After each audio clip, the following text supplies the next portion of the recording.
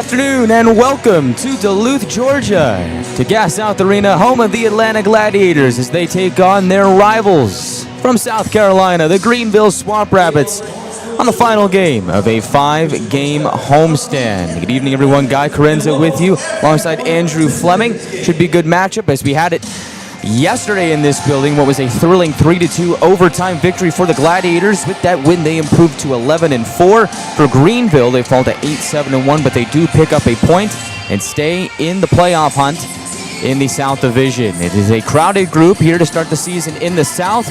Top 6 teams separated by not that much, and so that means today we have got another sharp battle for you, and a lot is on the line. 2 big points here available between Atlanta and Greenville. Andrew, the Gladiators yesterday put forward their best effort in the third period to rally back, take the lead, and eventually win the game in overtime after a bit of a sluggish start. Yeah, it was a great comeback yesterday for the Gladiators. Great overtime winner by Isaac Walter, using his size and his frame, taking the puck strong to the net, able to wrap it around the far side and give the Gladiators a nice 3-2 win last night after not having a great start in the first 2 periods, but they really picked it up in the third and able to cap it off with a nice overtime win. John Parker Jones scored the opening goal with 1:07 left in the second period for Greenville. Things were not looking too hot for the Gladiators at that point. They were trailing heading into the third, but they found a way, as they've done many times this season. 2 quick strikes in the middle frame gave Atlanta the lead. First, it was Ryan Conroy getting his first goal in a Gladiators uniform and his first of the season. Conroy made it a 1-1 game, and then on the power play was Alex Young scoring for the Gladiators, who take a 2-1 lead. It was the Gladiators' first power play goal in 6 or 7 games, 6.5 technically, and the Gladiators finally break their power play woes against the league's best penalty kill. So Atlanta leads 2-1, but not for long. 58 seconds later, Keaton Mastrodonato, the maestro, tips in a long shot from Atkinson at the left point, ties the game up at 2. That sent it to overtime, where we almost went the distance to a shootout, but Isaac Walter said, guys, I want to get out of here. Let's get home earlier than a shootout. And so Walter takes the puck, just rolls down the left wing, cuts in towards the net, and puts it backdoor for the score. So, Andrew, as you mentioned, Isaac Walter, he had a good night last night, had the goal. He is one of the hot hands right now. 2 goals and 1 assist in his last 3. It's going to be another key piece for the Gladiators here today. Yeah, I just love the way that Isaac Walter plays. You know, he's a big guy with speed, and he uses it well to his advantage. He does a really good job of driving the puck wide, not trying to do too much with the puck. He's able to hold possession of it. You know, he reminds me of I'm gonna use my bias here. I'm a Bruins fan, so he reminds me of Charlie Coyle of the former Boston Bruin, now Columbus Blue Jacket now. But just the way he's able to protect the puck and use his size to keep the puck on his stick. He's a hard guy to knock the puck off of. I just love the way he can possess it by using his size and speed. Alex Young also had a big night last night for the Gladiators. 1 goal and 1 assist for him. It's his 6th multi-point game this season. That is far and away the leader on this club in that department. He scores the power play goal, and finally it seems that the power play has started to figure things out. They go 1 for 3 last night. And again, I think the biggest thing out of all of that is that they managed to crack the league's best penalty kill. What are you looking for out of the special teams matchup again here today? Yeah, we obviously just touched on it, Guy, but these 2 teams are very similar in their special teams, and we've talked about this before when Atlanta's played Greenville, but 2 teams who aren't great on the power play, but have really good penalty kills. So it'll be kind of a fight to see who can break through on the power play. Obviously, Atlanta did it last night. Hopefully they can come in here today and do it again. Greenville's penalty kill is rated 1st in the league. Atlanta's is 7th after going 3 for 3 last night. Sticking with Alex Young, he has been one of the catalysts for this team to start the season. Was acquired in a trade late in the season last year. Didn't really have a lot of time to get his legs moving at the end of the season. Now here at the start of the season, he is really starting to flourish, leading the team in points. Yeah, Alex Young coming in, 14 points, leading the team. Just a point under a point per game. He's another guy, again, he plays with a lot of speed. So he's sliding in today on that line with Ryan Francis and Joey Cipollone. Francis, another guy who plays with a lot of pace. So like to see what they can do here today. Just as you said about Young, great start to the year. Like to see him continue here today. The Gladiators have had some excellent goaltending this season. Last night it was TJ Septemfelter, stopping 33 of 35. Heavy workload, but he got the job done. Today we will see Ethan Heider. The Gladiators' goaltending has been their biggest strength by far to start this season. Yeah, there's a reason why the Gladiators are 11-4 this year. And it's their goaltending. It's their goaltending and their defense, but you can't win without good goaltending, and the Gladiators have gotten a lot of it this year from both Septemfelter and Heider. Obviously, Septemfelter with the win last night, Heider getting the start today. What I want to see from Heider, and I've said it before about both of them, they both had such a good year, just status quo, Just keep doing what you're doing. Obviously, they're both seeing the puck well right now, so don't change anything up if you're one of the Gladiators goaltenders right now. Just keep doing what you're doing. Should be another exciting matchup here today between Greenville and Atlanta. The fourth game in the season series, 4 out of 14. Atlanta has taken the last two after Greenville won the first one here on a Wednesday to start the month. We come back here on the Gladiators pregame show. We'll get to the starting lineups here today from Duluth. We're back in just a moment. This Thanksgiving, you can count on Kroger. You get up high quality and down low prices. Up high quality with our exclusive brands and down low prices on all your Thanksgiving needs. Because at Kroger, quality and low prices always come together. Kroger, fresh for everyone.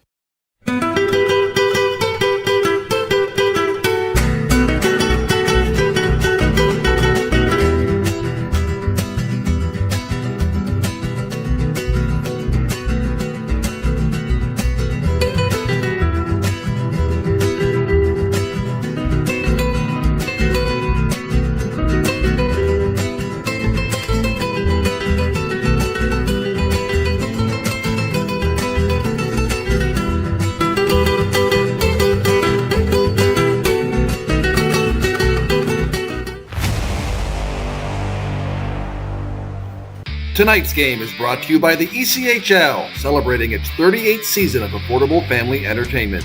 The ECHL would like to thank everyone in attendance for your support of ECHL hockey. The ECHL would also like to recognize the following league sponsors: AMI Graphics, exclusive signage provider; AthleticNet, official jersey supplier; Baron Rings, official championship ring supplier; BFL Canada Insurance and Sutton Special Risk, sponsors of the 2026 ECHL Hall of Fame induction ceremony; Dash, official mobile auction platform; The Fairley Group, official commercial insurance provider; Flow Sports, exclusive streaming provider; Hotel Planner, official hotel reservations partner; Howie's Hockey Tape, exclusive hockey tape and lace provider; In Glasgow, exclusive puck provider; Prolific One, exclusive secondary ticketing partner; and Warrior, exclusive on-ice equipment provider and title sponsor of the 2026 ECHL All-Star Classic. Catch all of the ECHL action live in high definition by logging on to flowhockey.tv. Kinda feels like everyone's trying to copy the $5 biggie bag. So how can you spot a knockoff? It won't taste like Wendy's. This job is easy. When the deal is as fresh as the meal, gotta be Wendy's. Gotta be fresh.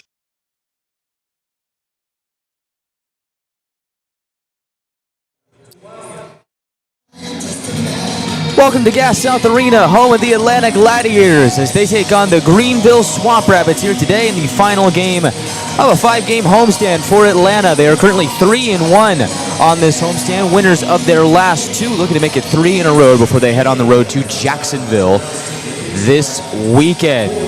Atlanta sitting at 11-4, looking to improve to 12-4 today. Greenville, with the overtime loss to these Gladiators yesterday, falls to 8-7-1 coming into the afternoon matchup. Guy Chiarenza alongside Andrew Fleming with you here today. We've got another good one on tap here between these two rivals, separated by about 2 hours on I-85. Should be an exciting matchup. Let's get to the keys to the game, presented by Beaver, Toyota, and Mazda. Up and coming with head coach Matt Ginn. And so if you were with us last night, you would know that the Gladiators did not get off to the start that they would have liked. Trailed 1-0 through 40 minutes of play, and it was a bit of a sluggish start. So key number 1 from Matt Ginn was to get off to a better start. We'll see if Atlanta has a little bit more jam to their game here to start this game here today. It was a bit of a sleepy and sloppy start last night. They look to get off on the right foot here today. Second key is to play fast and play direct. Atlanta is at their best when they are doing just that. And when they use their speed to their advantage and outmuscle their opponents, they're a very tough team to beat, and dare I say, unstoppable. And the third key is to limit the Swamp Rabbits' speed. That is the strength of Greenville. If you give these Swamp Rabbits an opportunity to play a run-and-gun style of game, they're going to beat you at it. So for Atlanta, their final key here today is to limit the speed of Greenville. Those are the keys to the game, presented by Beaver, Toyota, and Mazda. Let's get to the starting lineups here today between Atlanta and Greenville. We will start with the visitors. Starting at left wing is number 27, Carter Savoy, standing at 5'10", 192 pounds. The native of St. Albert, Alberta, has 5 goals and 5 assists for 10 points in 14 games this season. And watch out for him. He has 1 goal and 1 assist in his last 2 for a nice little streak. I'd like to add to that today. His starting center here is number 17, Hudson Shandor, currently under contract with the Greenville Swamp Rabbits AHL affiliate, the Ontario Reign. Shandor stands at 5'9", 180 pounds, and is a native of North Vancouver, British Columbia. Shandor in the season has 6 assists in 16 games, still looking for his first goal, but he does lead the team in plus-minus as a +11.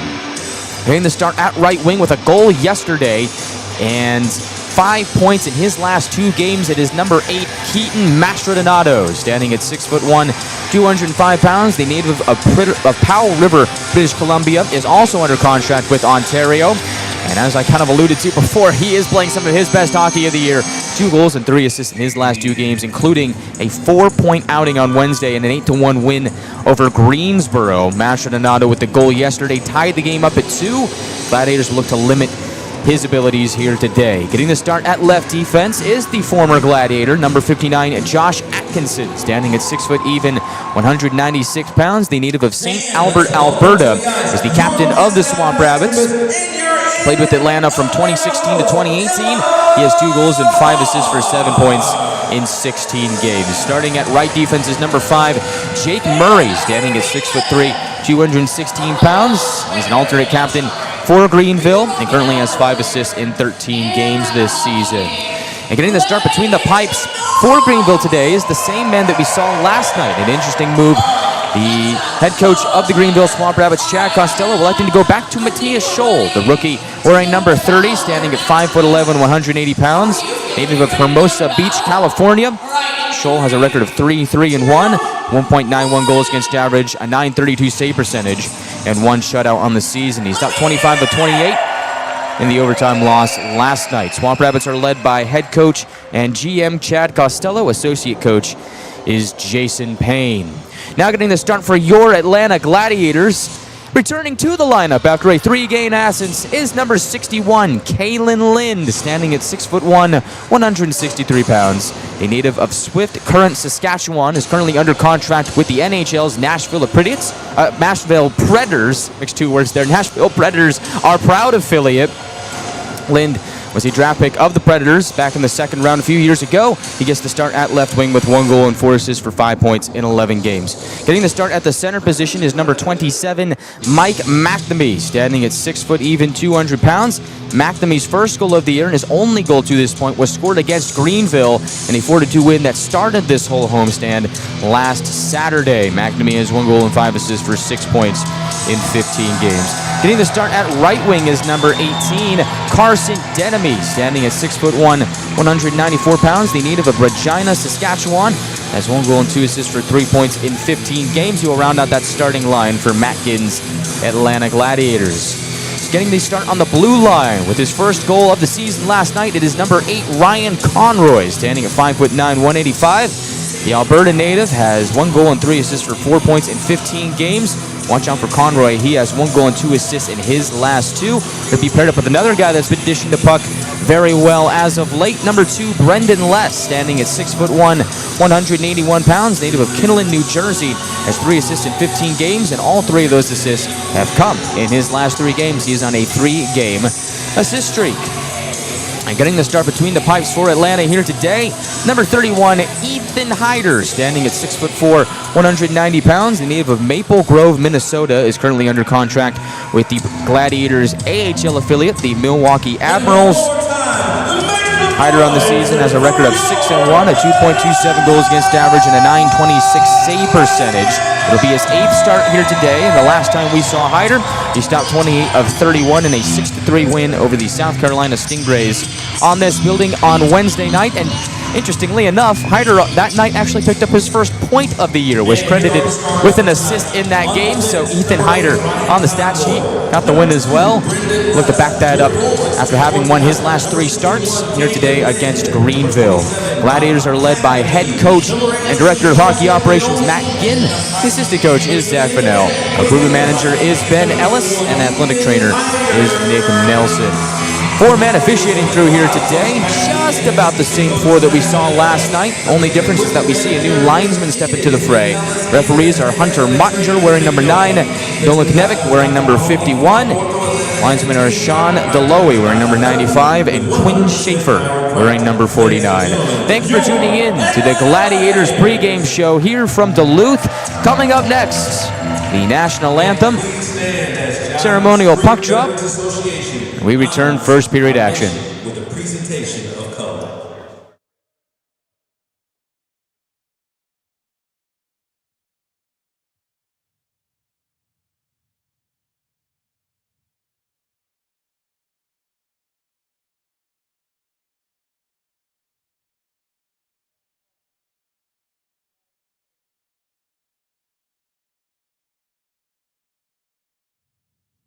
Please remove caps and stand with hands over hearts as we honor America and all the brave men and women who served our country with the singing of the national anthem performed by Crystal Wilson from Operation Rally Point.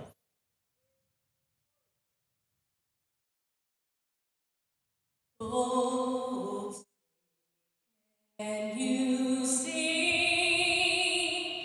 by the dawn's early light what so proudly we hailed at the twilight's last gleam, whose broad stripes and bright stars through the perilous fight o'er the ramparts we watched were so gallantly streamed, and the rocket's red glare, the bombs bursting in air, gave proof through the night that our flag was still there. Oh, say does that star-spangled banner yet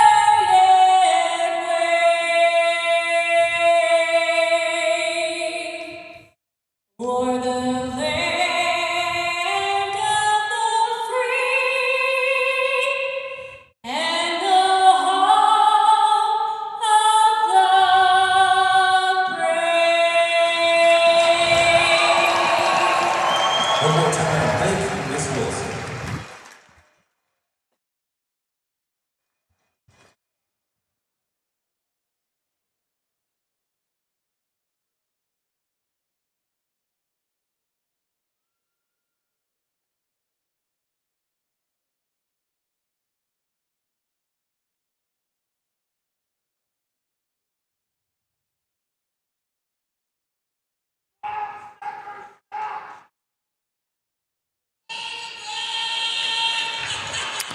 We are all set and ready to go from Duluth, Georgia. It is the latest edition of the I-85 rivalry, the 4th installment this season. Last 2 have gone to Atlanta. Atlanta started the homestand here with a 4-2 win over the Swamp Rabbits. Got the job done again last night in overtime, 3-2. See if they can make it 3 wins in a row against Greenville, and on the schedule where they head to Jacksonville next weekend. Guy Chiarenza alongside Andrew Fleming. Should be a good one here today, Andrew. Yesterday's game had some theatrics to it at the end. It did not disappoint. Yep, great overtime win yesterday for the Gladiators. Isaac Walter with a great overtime winner. Like to see the Gladiators get off to a little bit better of a start here today in this first period. That was one of the keys to the game, presented by Beaver Toyota and Mazda from head coach Matt Ginn.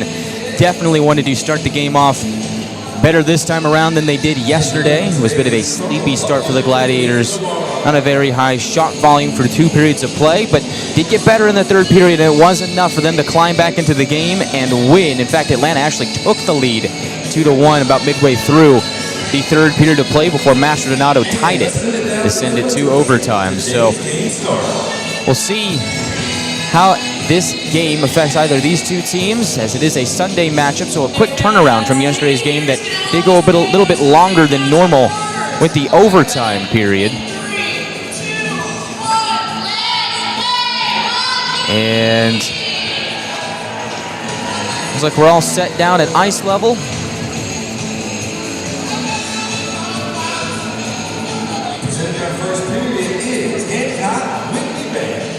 It'll be McNamee to take the face-off against Shandor to get things started.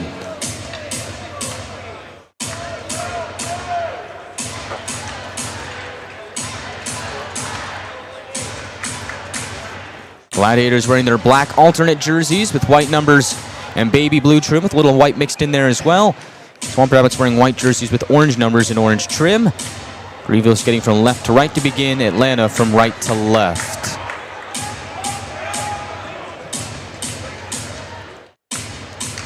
Puck is dropped, and away we go from Duluth. Off the opening face-off, McNamee tries to pedal it into the Greenville zone. Swamp Rabbits get in front of it early, and now the puck is contested in the neutral zone. Kalen Lind returns to the lineup after a 3-game absence, tries to dig his way into the attacking zone and gets hauled down by the back of his collar, and he draws a penalty 20 seconds into the game. What a start for Kalen Lind, going at it with Mastrodonato. Oh, now Mastrodonato with Les going at it a bit here. Keaton Mastrodonato being a little bit of a, some would say, a pest to start the game here today, and I'm sure others have used that same word to describe Kalen Lind. And, you know, when asking him about that style, that element to his game of just being a thorn in his opponent's side, he grinned and says, I love it. He loves being that kind of player, loves being a Brady Tkachuk style of guy. And he has drawn a penalty to start the afternoon. So Atlanta will begin on the Eco-Electric power play. Got 2 Swamp Rabbits in the box, Mastrodonato and Atkinson. And Brendan Les will take a seat for the Gladiators as well, so 2 of those will offset.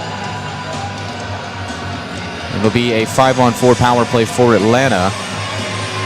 And they're going to send out the top unit to begin. So Atlanta goes 1 for 3 on the power play yesterday. They finally solved their power play woes. They'll try and get consistent about that and back that up with a good performance here today. Have a chance to take an early lead. This power play operating at 12.8%, so they get a little bit of a bump after yesterday's power play goal from Alex Young, 27th best in the ECHL. Greenville penalty kill did take a little bit of a hit, but still the best in the ECHL at 90.9%. Faceoff will be to the right of Scholl.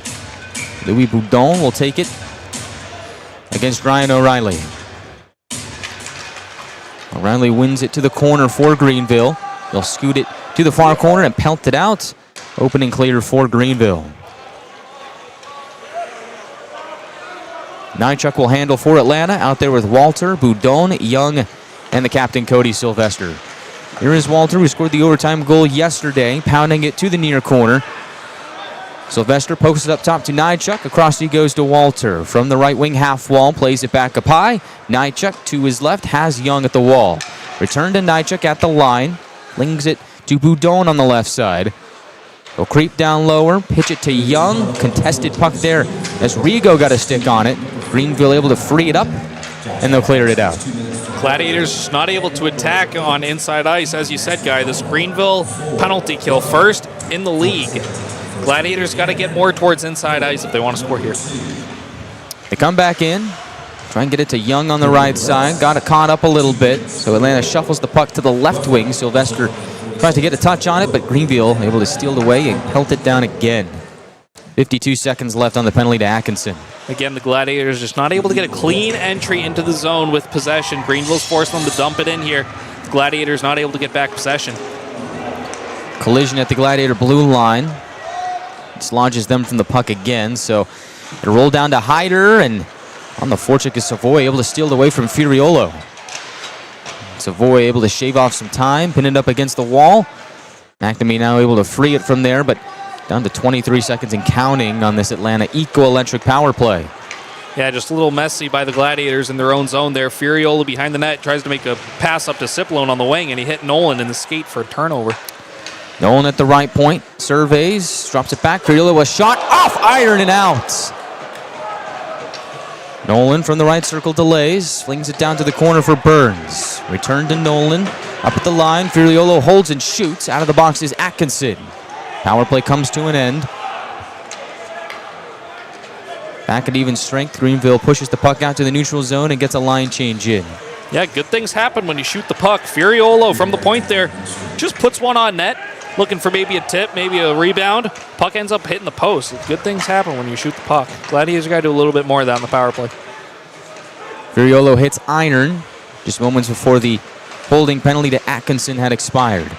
Peter Morgan digs his way in deep to the end wall, but not much more forthcoming. Greenville will stretch it down the length of the ice. Peterson beats out the icing. Jarvis spinning in the near corner, tries to touch it up to Morgan. Instead, finds Lavelle from the line. He'll hold and shoot. Blocker save made by Hyder. Rebound comes to Lind. Tries to prod it up to Morgan, but away from the intended target. He will head off, and Greenville will drive it back in. Sylvester takes a check in front of his home bench from John Parker Jones, who had a goal yesterday. Sylvester steals it back, rumbles in on the left side, tries to cut towards the net. Poke checked away by Scholl. They collide at the end while Sylvester's there working with Boudon. Beaudry can't keep it away from the Frenchman as he creeps along the near side wall. Connects with Walter. Drives towards the net. Walter holds and shoots. Save made by Scholl. And Greenville will send it the length of the ice. It'll be an icing on the visitors. Little under 4 minutes gone by. Yeah, nice move by Walter there. Grabs the puck on the half wall, turns around, patient with the puck, sees he's got some space, tries to take it to the net, gets a good shot on goal there. Isaac Walter, very shifty player, as we've talked about before throughout the course of the year. But looking at him, you wouldn't quite know it. He doesn't really necessarily have that build that would make you say, yeah, that guy can really move. But as we saw last night in the overtime winner, he very much can. And once he gets going, he's like a freight train. You just can't stop him. Off the face-off, they'll play it to the line. Nychuk swerves towards the net on his backhand, looks to center. Walter is there. Can he shove it in? No. Scholl is there to make the save. Again, another good opportunity for the Gladiators by getting pucks to the net. Face-off comes back to Nychuk.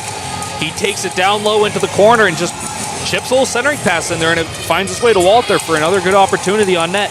And already this has been a much better start for the Gladiators compared to yesterday.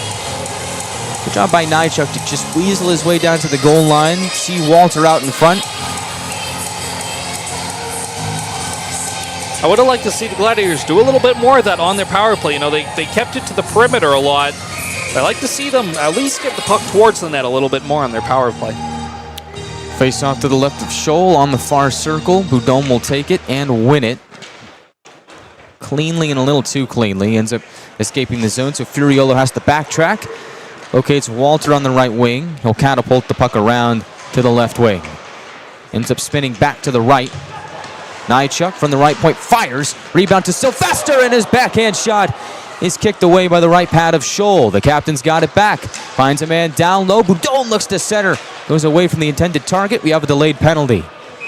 Greenville touches up just as Hyder makes his way to the bench.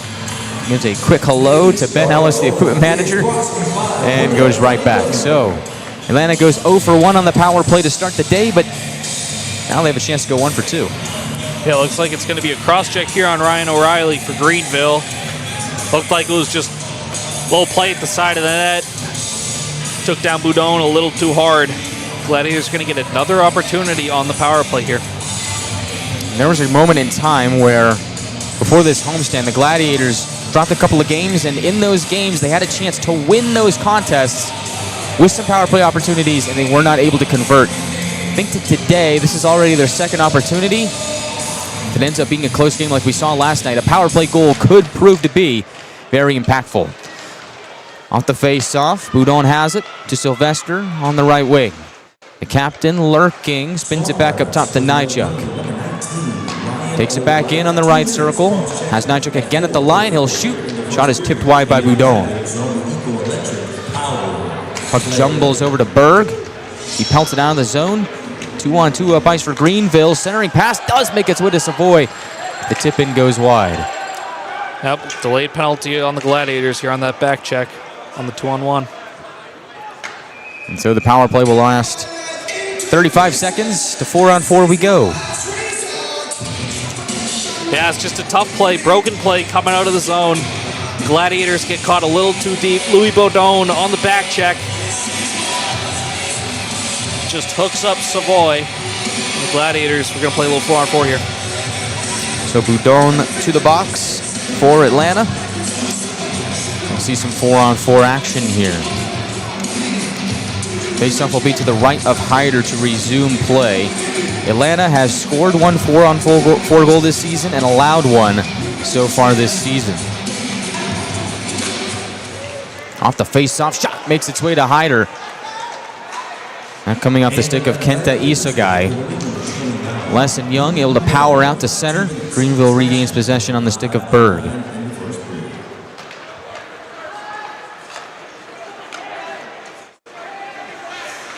Isagai cross ice. Pass backdoor goes away from Berg. Rigo now on the near half wall. Spins to his forehand, look towards the net.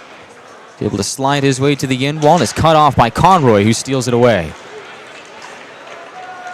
Conroy now over center circle. Flies on in from the left wing. Has it knocked off his stick to the corner. Still keeps up with it though, working with Francis. They flag it down, create a turnover. Francis in tight. Backdoor chance. Does not go. Alex Young is thwarted by Scholl. What a save by Scholl. It was a great forecheck by Young and Francis working a tandem, forcing that turnover. Francis looks off the shot, slides it across to Young, and Scholl reads it perfectly, robbing Alex Young for a huge save here early. My goodness, you couldn't draw up a better play. The tenacity of Francis to steal that puck away and deciding to be unselfish, dish it across to Young, and it was a good idea, but Scholl somehow able to stretch out and get a piece of it. Yeah, it was definitely the right play by Francis there to try and slide that over to Young. It's just Scholl read it like a book. So it is still a scoreless game. 3:45 left in the first period. 16 seconds left on the 4-on-4.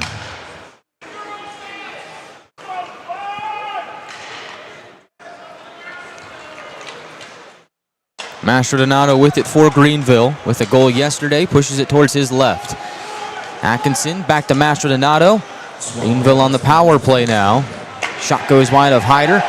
Out of the box is O'Reilly. Drop pass, shot by Shandor. Hits the leg of Nychuk. Ends up getting it back at the left point. Steers it down low to Mastrodonato. Nychuk digging at it, tries to pry it away, and does with some help from Burns. The Mercyhurst product will chop it back down to Scholl, who quickly stretches it back up to Shandor. Cross-ice pass is picked off by Denemy. Comes rumbling in right side with a shot into the glove of Scholl. Keeps play moving. Now we're back to 5-on-5. It does go down as a successful Beaver, Toyota, and Mazda penalty kill for the Gladiators. Out of all that, still no score. 12:37 left in the first. Andrew Jarvis with it now. Feeds it right wing for Boudon. Scampers around Modry. Gets to the goal line. Feeds it up top to Cipollone to the circle. And his shot is gobbled up by Scholl. 12:26 left in the first period. No score in Duluth. We're back in a moment here on the Gladiators Broadcast Network. Desserts are popping up on Crumble Shack.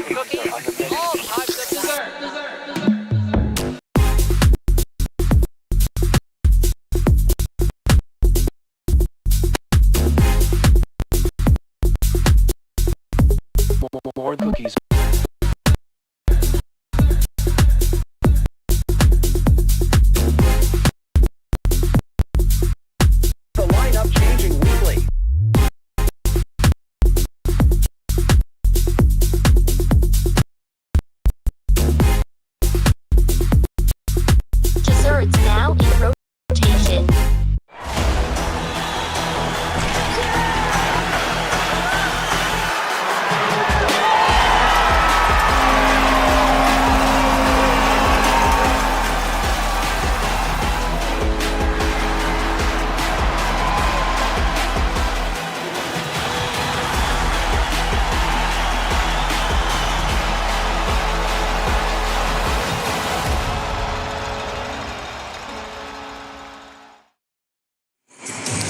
Still no score here to start this game. 12:26 left in the first period.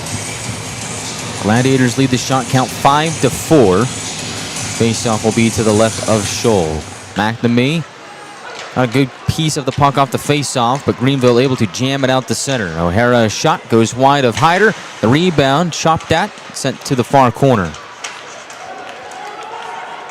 Brendan Less with it for Atlanta. 3 assists in his last 3. Spins it up to McNamee in the neutral zone. He'll wire it around Scholl to the right wing for Conroy. From the half wall, gains the circle. Conroy fires, blocked in front, and the loose change is swept to the right point. Conroy's got it again. Whacks it down low to Lynn behind the cage. Pedals it back a little bit more to McNamee with one hand. Tries to poke it to the slot. Ends up going to the outside. Now up top, Les has it. Feeds it left wing for Denemy.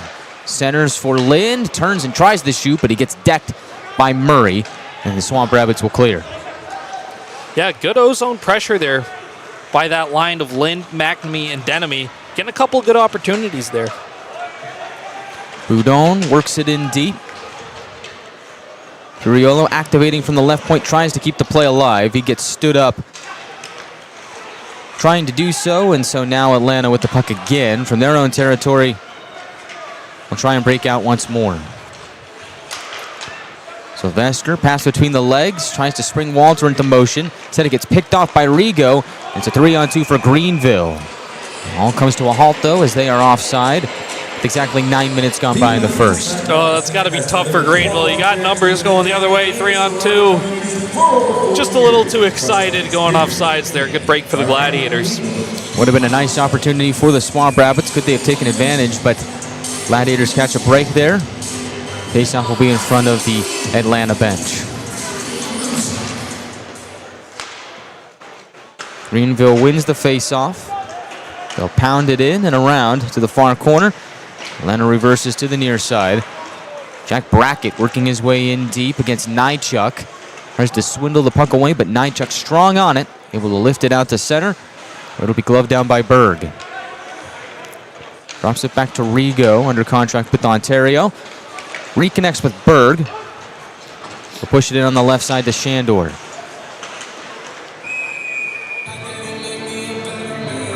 Whistle here. 10:28 left in the first period. Got a penalty here on Chad Nychuk. Looks like it's going to be high sticking. Yeah, Nychuk in the corner. Just a little careless with the stick, came up high. Gladiators going to go back to the kill here. Penalty kill is presented by Beaver, Toyota, and Mazda. Technically, Atlanta already 1 for 1 to start the day on the abbreviated Greenville power play. So, look to make it 2 for 2. Fill out this penalty to Nychuk. It is just a minor penalty for high sticking. Atlanta wins the opening defensive zone faceoff to start. Greenville pick it away at the line. O'Reilly from the right circle continues to dig deeper. Tries to turn back, ends up losing the puck, and Denemy will clear. Nice clear by Denemy, forcing the turnover, and then doing a good job of getting his head up, finding the open space, and getting a clear here. Denemy almost creates a turnover. Does shave off some time with good work on the forecheck. Yep, another good stick by Denemy, forcing a turnover there. Gladiators getting another clear. He'll head to the bench. Mastrodonato on the right wing, tries to drop it to the point. Cipollone gets in front of it. Greenville centers through the slot and out the other side. Sheriff from the right point feeds it to the middle. Lavelle holds and shoots. That gets blocked in front by Conroy, and Atlanta will bang it back out to the neutral zone where it'll leap out of play with 9:25 left. 58 seconds left on the penalty to Nychuk. Yeah, good start. First full penalty kill for the Gladiators here today. They had that abbreviated one a little bit earlier, but a really good start to this one. Carson Denemy coming out, getting a good clear, forcing some turnovers, killing some clock. Got a couple of nice shot blocks there. Like what I'm seeing from this Gladiators kill so far today. This Greenville power play operating at 8.9% entering today. That is dead last in the ECHL. Atlanta's penalty kill, 87.8%, 7th best after going 3 for 3 last night. Isagai has Rigo on the left wing. Returns it to Isagai in the corner. Pushes it up high. Across they go to Berg. From the right point, steers it down low to Hausinger. They'll rotate it back up top. Rigo to the left side for a shot into the belly of Hyder. He will freeze with 8:55 left in the period. 28 seconds left on the power play for Greenville. Yeah, nice save by Hyder. Good job by the Gladiators defenseman boxing out there. Hyder saw that one all the way in and just eats it up with his belly. Penalty killers for the Gladiators. Jarvis, Young, Yoder, and Boudon. Greenville wins another face-off. On the left wing, they push it across. Berg from the high slot fires. There's another glove save for Hyder. 21 seconds left on the penalty to Nychuk. Yeah, a little tougher bit of a save there by Hyder. Last one he just took right in the gut. This one by Berg trying to go high glove. Hyder read it well. Makes a nice glove save. And it looked like they were trying to screen him a little bit with a bit of a flyby in front. Hyder is able to see it and snatch it. Face up to his left. Won by Greenville again. Berg from the right point. Shuffles it to the goal line. From low to high they go. Rigo, right circle, shoots. And it goes off a stick and out of play. This Greenville power play, when your power play's struggling, you got to get back to basics. Greenville, I think they've done a good job on this power play. Just getting the puck on net, trying to maybe get some screens, get some tips, put the puck towards the net. They've had 3 decent opportunities so far on this power play by just getting the puck to the net. Hyder stood tall, though. They've also done a nice job of winning face-offs, and they've done it again. Berg from point to point. One-timer by Rigo. Turned away by Hyder. The rebound behind the cage. Taken in by Isagai. From low to high they go. Across to Berg. Another one-timer is blocked by Yoder. He's feeling that a bit. Sharp angle shot turned away by the pad of Hyder. Back to even strength here. It's another successful Beaver, Toyota, and Mazda penalty kill for Atlanta. They'll pelt it through the neutral zone. Get off for a line change. 8:09 left in the first. Contested puck, Atlanta trying to take advantage. Conroy at center, can't wrestle away from Poisson.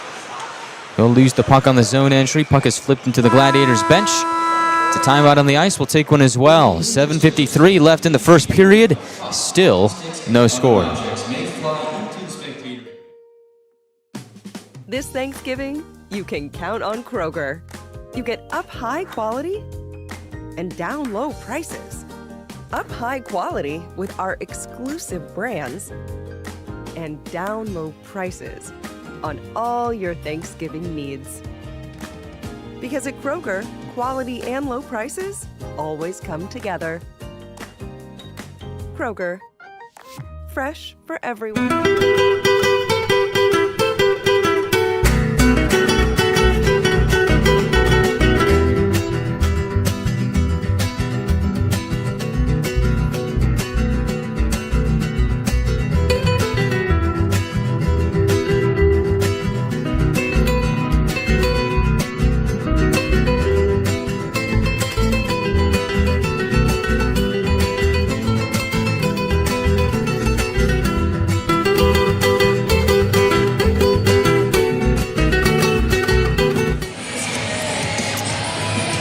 Still no score. 7:53 left in the first period. Gladiators are coming off of another successful penalty kill here to start the day. Off the face-off, puck goes to the slot. Is kicked away by Hyder on a chance in tight. And now Atlanta lifts it through the neutral zone, looking for Burns, settled down by Atkinson and company. The former Gladiator played here from 2016 to 2018. Tries to scoot it out of his own zone. Go cross ice to his D partner Murray. And back the other way for Poisson. Then Poisson makes his way to the far corner. Spins away from Les. Gets it up top. Shot by Murray. Snapped up by Hyder. And he'll freeze. Yeah, you said it earlier, Guy. It was a good start for the Gladiators, having a lot of good O-zone time in Greenville zone. These last couple minutes, it's been all Greenville. Greenville's doing a good job of entering the zone with possession and getting good looks on net here. Greenville has since taken the lead in the shot count, 8-7. Face off on the near circle, O'Reilly against Boudon. Boudon will win it to Furiolo. Goes across to Walter. Streaking through the neutral zone, gains some speed. Has Boudon on the left wing, but he's offside. Boudon did shoot that puck after the whistle, but didn't mean any offense by it. 7:11 left in the first. Yeah, the whistle went while he was shooting it. He was committed to the shot.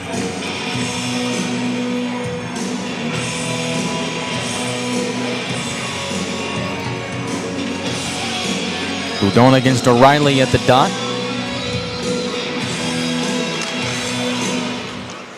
He'll wrestle for it after the puck is dropped and Greenville comes away with it. Atkinson to O'Reilly. Bursting down the middle as the puck wedged off of his stick. Boudon takes it in on the left wing. He'll gain the attacking line. He'll go cross ice looking for Walter. Pass had a little bit too much mustard on it. Walter does speed into it. Tries to move to the slot on the backhand. Is forced to the near wall. And a good play by Atkinson. Greenville speeds up ice. Left wing, pass to the slot, off a stick and out to the near corner. Parker Jones there for Greenville. From low to high, has a shot from the left point from Mojeri. That gets blocked. Walter tries to force it out to center and does. You'll get off for a line change. Greenville comes right back in. O'Hara, cross ice, on time for Mojeri. He'll shoot high and wide and away from Hyder. Hits the boards from a weird angle, ends up popping up out of play with 6:13 left in the first. A couple of really good shot blocks here by the Gladiators to start. We saw Conroy have one earlier. Yoder had a big one on the penalty kill. And Walter right there with another big one. Now the Gladiators playing second game of a back-to-back. They played Wednesday. They played last weekend. I know they've all been at home, but you got to think they're a little bit tired at the tail end of this on a Sunday. But I really like the way they come out, sacrificing their bodies, block shots. And another one by Cipollone. Cipollone blocks it, tries to skate up ice, diving for it, gets there. Tried to feed it to the slot for Francis, but that play is broken up. Francis gets back on his horse, able to pick the puck away. In the far corner, swerves and swivels, gets it to Young at the circle. Now he will deke and dive. Get it back to Francis on the wall. Francis tries to turn towards the net, ends up getting boxed out of the zone by two Swamp Rabbits. And Landon will just dump it in. But back to your initial thought, Greenville having the same schedule, played on Wednesday in Greensboro, played here yesterday, and now today with the Sunday game, this will end their road trip before they head back home to play Orlando on Friday. Got to think that this could be in the Atlanta's favor, with Greenville having been on the road that whole time. Puck rolls in on Hyder. He blows it dead with 5:23 left in the first. Still no score from Gas South Arena. We're back after this. Desserts are popping up on Crumble's menu.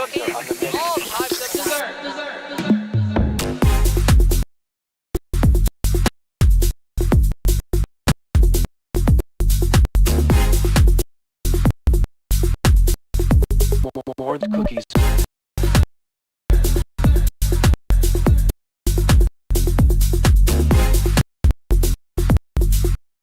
Lineup changing weekly.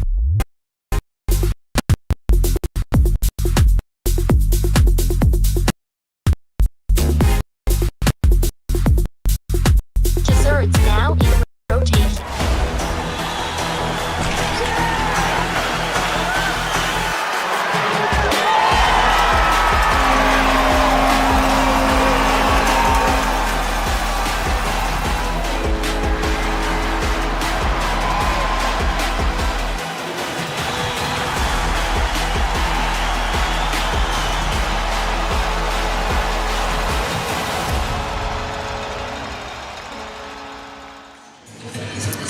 Welcome back to Duluth. 5:23 left in the first period. Coming up at the conclusion of the first period, we'll have the first intermission report. Andrew will be joined by Shelby.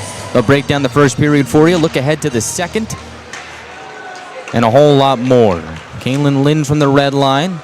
Widers it to the far corner. Denemy speeds into it. And a tussle with Berg. Can't hang on to the puck. Greenville able to get out the center and not much more. Lind able to get a piece of it. A little over 5 minutes left. Atlanta will regain possession. One other game going on in the South Division here today. More on that in a second. Is Hausinger from the right circle. Toe drag, gets it knocked away. Good back check by Denemy working with Conroy.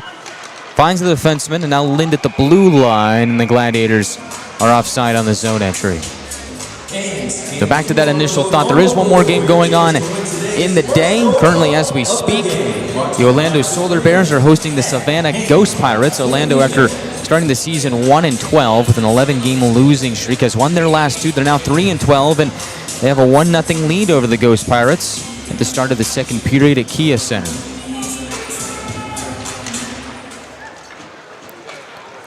Greenville possesses off a face-off victory. Murray bats it towards his left, finds Isagai, tried to hit Sheriff in motion, ends up hitting a leg and going back out to the neutral zone. Nice break up there by Nychuk. Sheriff was sprinting down there. If that puck got through to him, he was going to be in alone. Nice play by Nychuk, breaking up that pass, forcing it out into the neutral zone. And Dante Sheriff has been playing well as of late. 2 goals and 2 assists in his last 5. 4-game point streak was ended yesterday as he was held scoreless in Atlanta's 3-2 overtime victory. Here is Sheriff on the right wing. Weasels his way to the goal line and shoots. Where it's snapped up by Hyder. Odd angle for a shot, but Sheriff took it. And Hyder's able to make the save. It's a nice move by Sheriff to get to the outside and then takes a shot from a sharp angle. It was a little hard of a save for Hyder there on that sharp angle shot from Sheriff. I like the idea by Sheriff. Sharp angle, throw that one on net, see if you can't get one to trickle by Hyder. And Dante Sheriff has played a game or 2 in this league, been around for quite a while. Closing in on 200 career ECHL points. Greenville at the line, pelts it towards the goal, hits a stick and goes wide. Poisson can't hang on to it. Sylvester finds Walter in the neutral zone, and away he goes. Down the left wing, tries to cut to the inside, but it's defended well by Atkinson, who's able to wrestle the puck away from the Swede. Houdon gets it back on the right wing, gains the circle and shoots. Ends up hitting a body and out to the wall. Back up top, Jarvis shoots wide of Scholl. Rebound grabbed by Murray, and Greenville will possess. 3-on-3 up ice. Brackett just slams it in around to the far wall. Cipollone touches it out to center. 3:26 left in the first.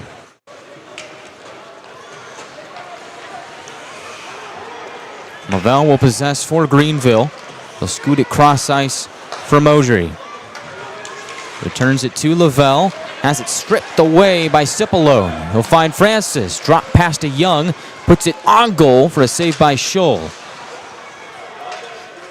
Puck leaks over to the far corner. Francis reels it in behind the cage. Ryan Francis works up top on his forehand. Looks to shoot. Hits the leg of Lavelle and goes to the corner where waiting is Brendan Less. Atlanta continues to cycle. Conroy deals it down low to Francis, working on the end wall, has it pried away by Lavelle, and that play will come to an end. Greenville quickly scurries up ice. O'Hara leaves it for a shot by O'Reilly that is turned away by Hyder.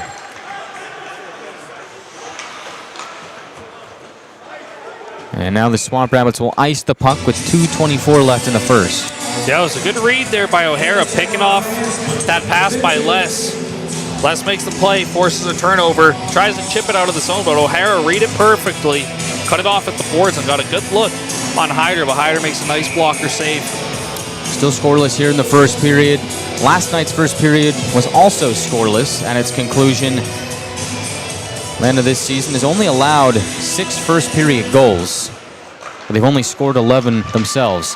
Nychuk, from a sharp angle, tries to sneak it in, but Greenville able to block that. Good play by O'Reilly. And now here comes Parker Jones on the right wing. Toe drag shot. Hyder's able to reel it in.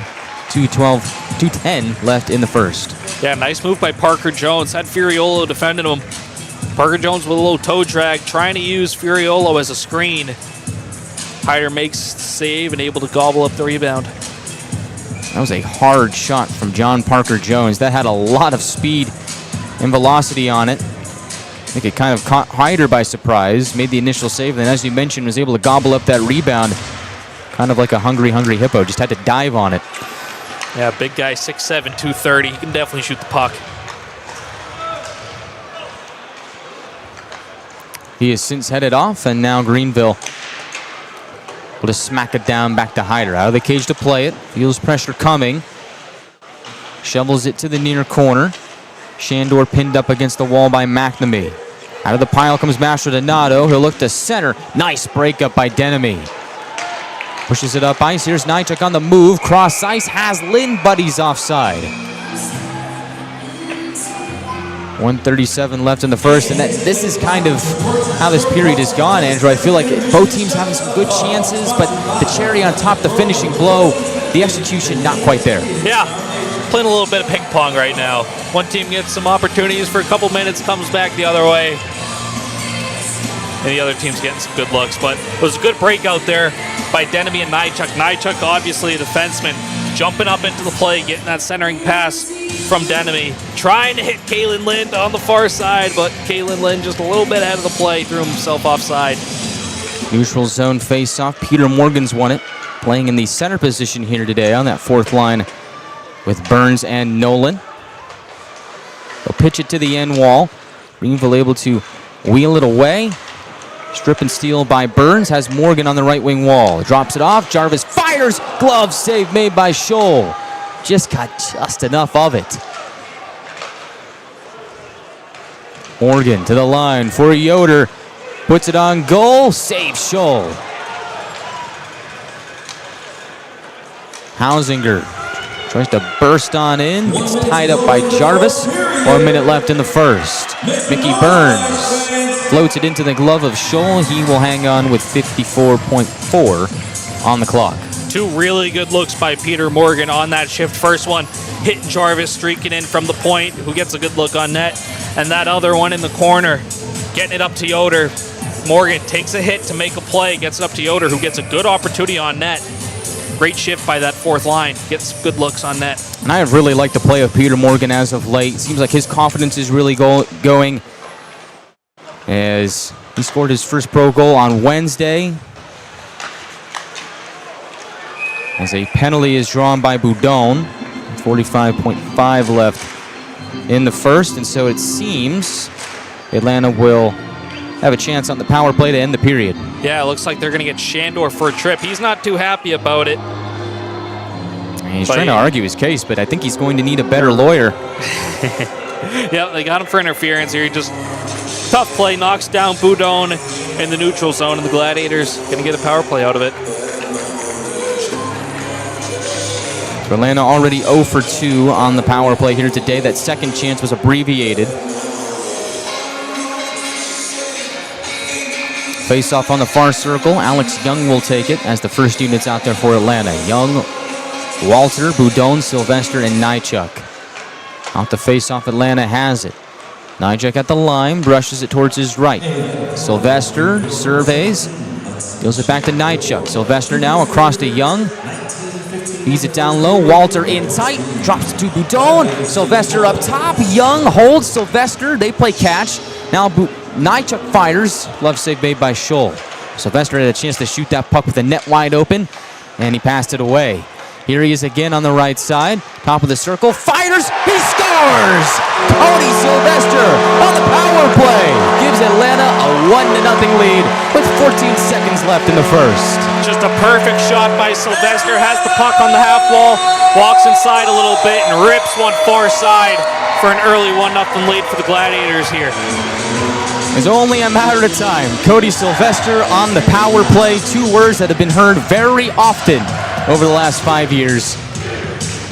Sylvester missed opportunity earlier. This one hits pay dirt, and Atlanta has the first goal of the game. Feels good to strike on that power play right before the end of the period.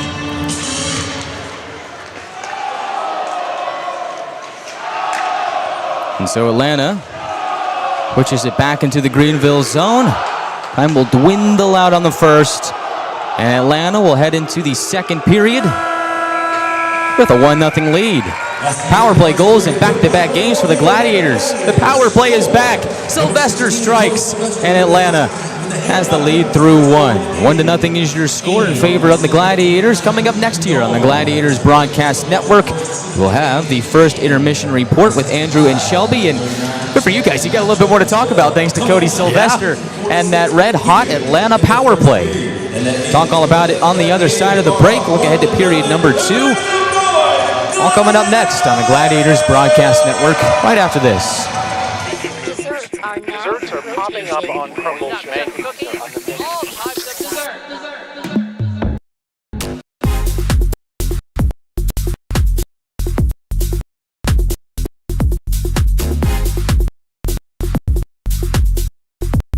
More than just cookies.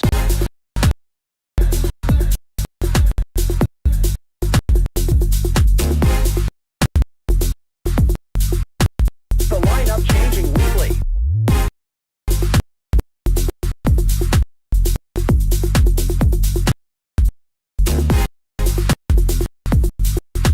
Desserts now in rotation.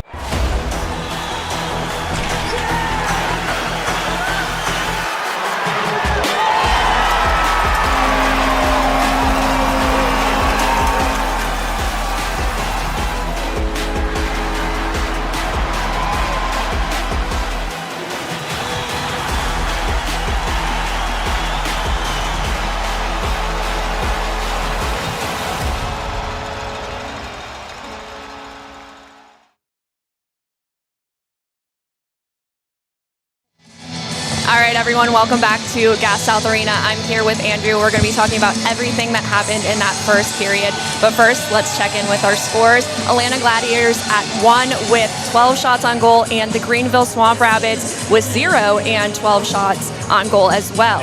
So we're tied with shots on goal, which is surprising because that start yesterday was a bit rough for the Gladiators. The Greenville Swamp Rabbits were out shooting them by double, and one of the keys to the games today is to talk about a better start to the game. And that's what Matt Ginn was talking about a lot when I interviewed him last night, and some of the players. I talked to Alex Young, and they were both mentioning how they want to have a better start to this period, this game today. And are you thinking that they did that? Yeah, certainly. I thought the Gladiators came out with a couple of really good shifts to start this game. Obviously, it started that first shift. The Lind, McNamee, Denemy line goes out there. Kalen Lind, obviously, the player he is, stirring it up a little bit. Little chippy.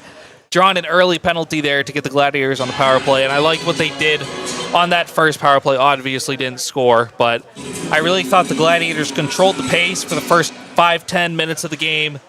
And then it went Greenville's way a little bit, where Greenville was controlling it. So, as I said during the period with Guy, we were playing a little bit of ping pong back and forth in that first period. Gladiators had a good start, then Greenville came back. And obviously, as we're going to talk about, Gladiators scoring right before the end of the period there. Yeah, I definitely think it was a good look to a start of the game today compared to what we were working with yesterday. Even though we were doing a lot of back and forth action on the ice, I still think it is a promising start for the Gladiators here today. But yeah, let's talk about that first goal, another power play goal. Do you think they broke that spell of that power play? And they come out again, obviously. They had one abbreviated power play, but it ended up being 3 power plays in that first period. And I thought that last one that Sylvester eventually scored on, though they got the power play with about 45 seconds left in the period, I thought that was their best power play of the period by far. They had a lot more good movement. They even have a couple of really good opportunities before Sylvester scored.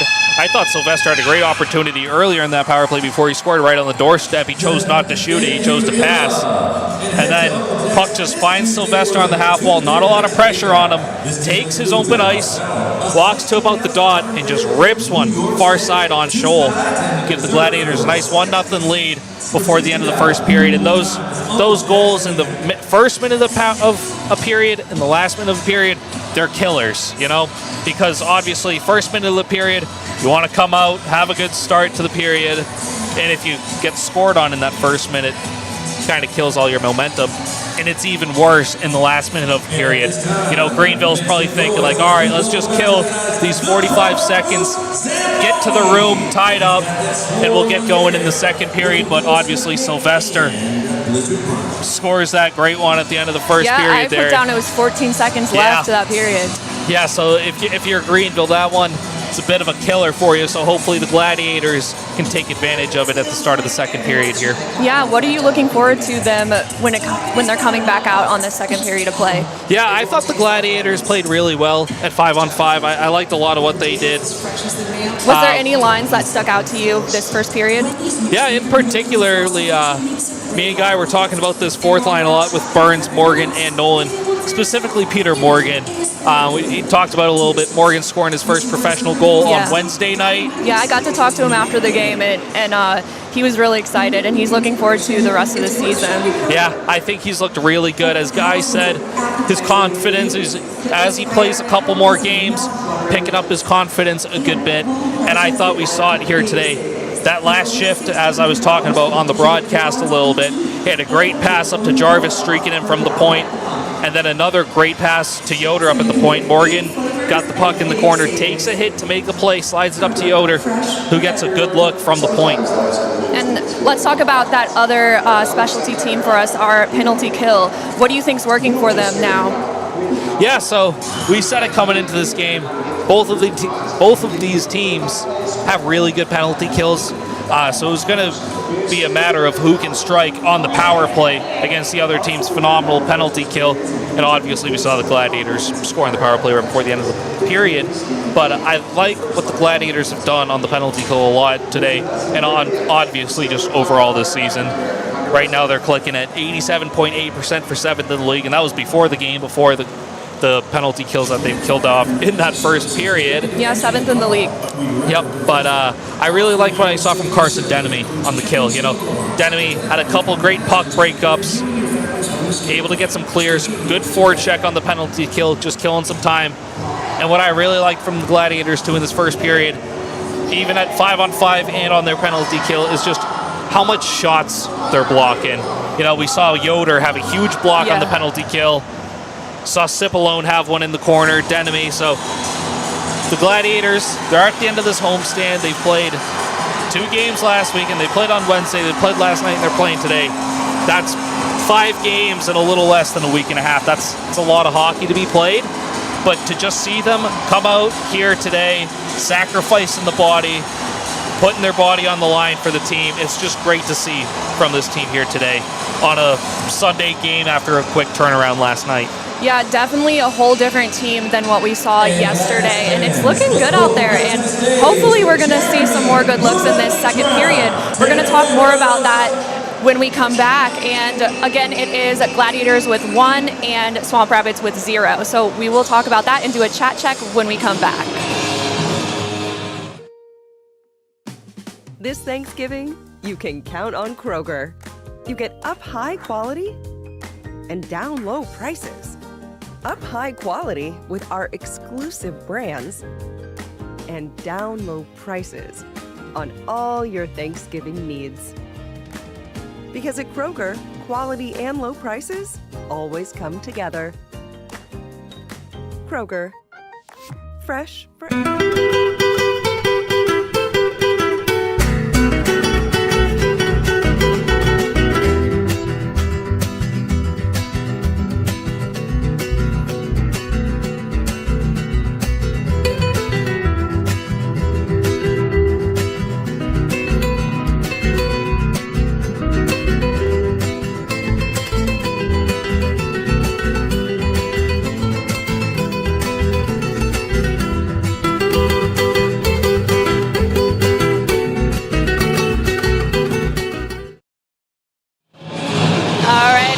Welcome back to Gas South Arena. Andrew and I are here. We're going to talk about what we want to see in this second period. But first, we're going to look at our scores. The Atlanta Gladiators at 1 with 12 shots on goal, and Greenville Swamp Rabbits with 0 at 12 shots on goal. And we're also going to check out those scores from the rest of our division and see where we are in the standings compared to the other teams in the ECHL. So Andrew's pulling it up now, and he's going to let us know. Yeah, so as always, on the very handy Gladiators app. Always have to throw out the plug. Yeah, go ahead and download the Gladiators app. It's got everything you'd ever want to know about this team. But so, looking at the standings here, obviously our Gladiators are in the South Division of the ECHL. Leading the South Division right now is the Florida Everblades. In 19 games played, they are 12th, 5-1-1. Second place in the division, South Carolina Stingrays, 18 games played, 11-7. In third place are your Atlanta Gladiators. In only 15 games played, the Gladiators with 11 wins and 4 losses. Fourth place, the Jacksonville Icemen in 17 games played, 9 wins, 8 losses. In fifth place, our opponent here today, the Swamp Rabbits, 16 games played, 8 wins, 7 losses, 1 overtime loss. In sixth place, the Savannah Ghost Pirates. In 14 games played, the Ghost Pirates, 6 wins, 5 losses, 2 overtime losses, and 1 shootout loss. And at the bottom of the division, the Orlando Solar Bears. In 15 games played, the Solar Bears, 3 wins, 12 losses. But as Guy said, Solar Bears up 1-0 on the Ghost Pirates right now. Now in the overall league, the Gladiators sit 9th in the East Coast with 22 points. But if we go ahead and look at their points percentage, the Gladiators are 3rd in the ECHL. Obviously, the Gladiators, they've played a lot less games than a lot of other teams, and only 15 games played, but a lot of other teams sitting around 18, 19, 20 games played. But the Gladiators are right up there in terms of points with other teams. So obviously ahead of the Gladiators are the Wheeling Nailers with a points percentage of .824, and the Fort Wayne Comets, who have a percentage of .735, and as I said, in third place, the Gladiators with a points percentage of .733. So obviously the Gladiators sitting at 3rd in the division, 9th place overall in the league, but 3rd in points percentage. If they can keep that points percentage where it is, the Gladiators will probably end up being at the top of the division if they keep winning at the rate that they have been so far this year. So just to dumb that down a little bit, because went on a little bit of a tangent there, the Gladiators have had a really good start to the season so far. And I was talking about this with Guy before the game a little bit. You know, it starts with your goaltending. The Gladiators have gotten great play for both Hyder and Semptimphelter. Obviously, Hyder coming in today, 7 games played, 6-1 record, 2.27 goals against average, and a .926 save percentage.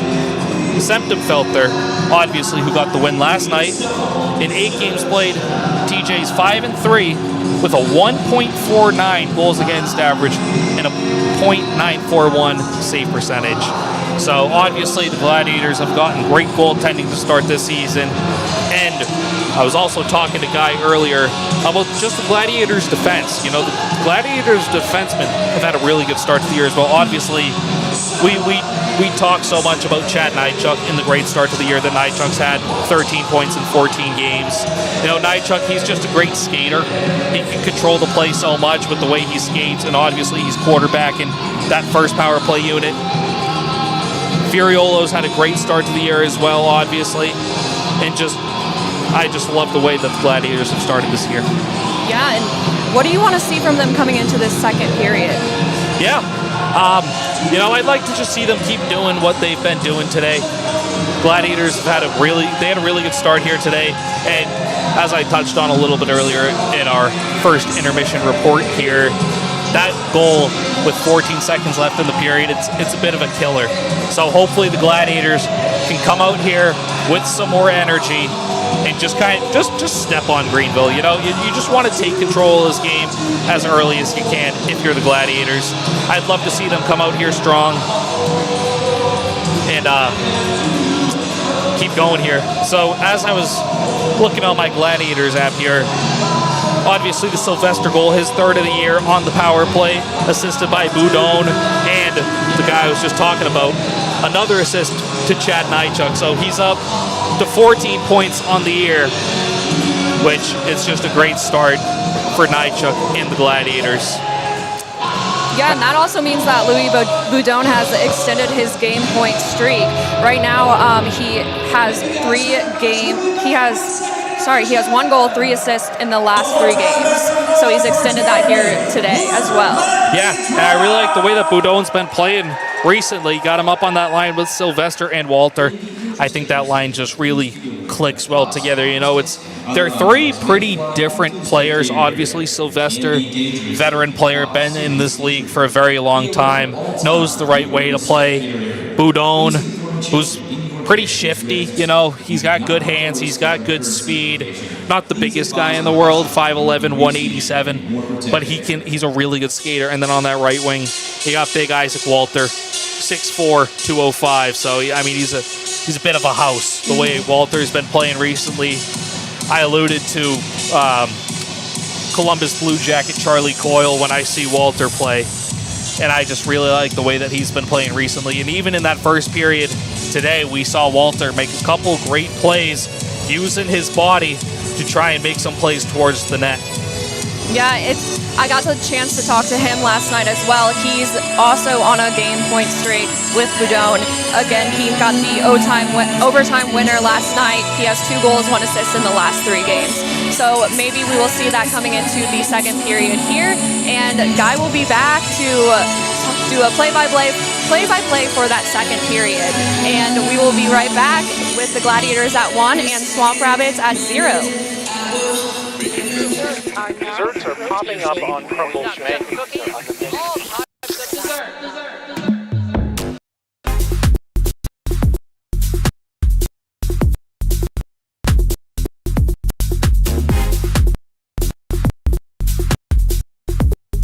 More than just cookies.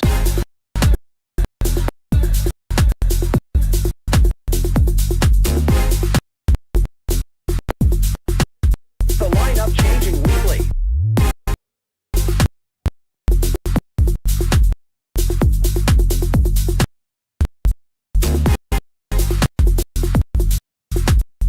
Desserts now in rotation.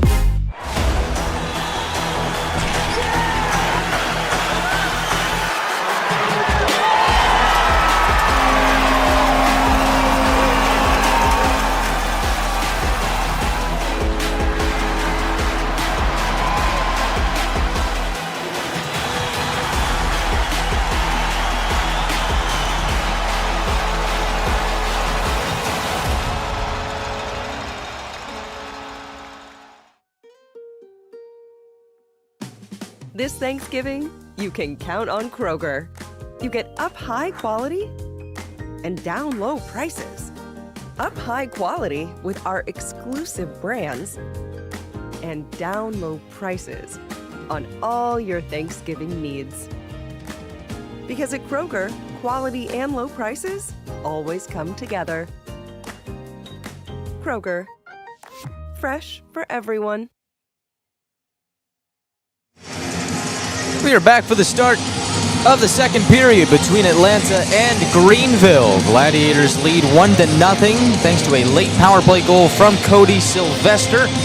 Gladiators now have power play goals in back-to-back games. Sylvester is goal number 3 on the season. And as Andrew and Shelby mentioned, Louis Boudon picking up the primary assist has extended his point streak. He now has 1 goal and 4 assists in his last 4.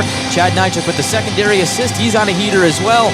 1 goal and 3 assists in his last 3. Atlanta wearing their black alternate jerseys here today for the second time this season.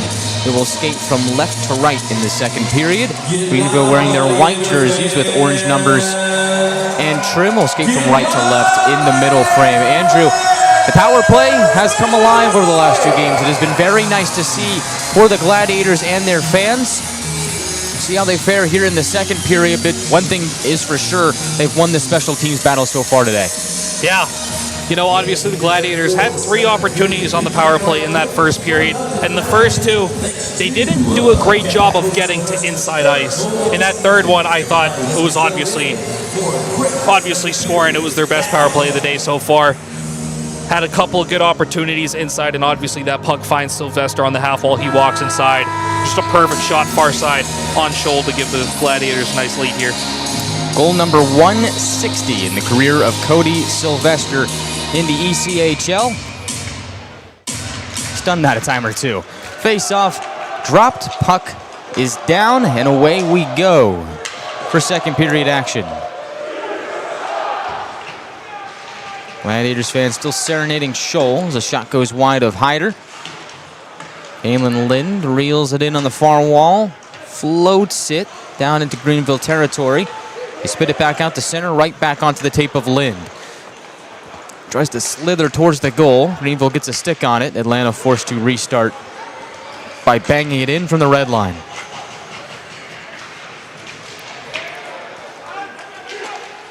Greenville tries to force their way into Atlanta territory.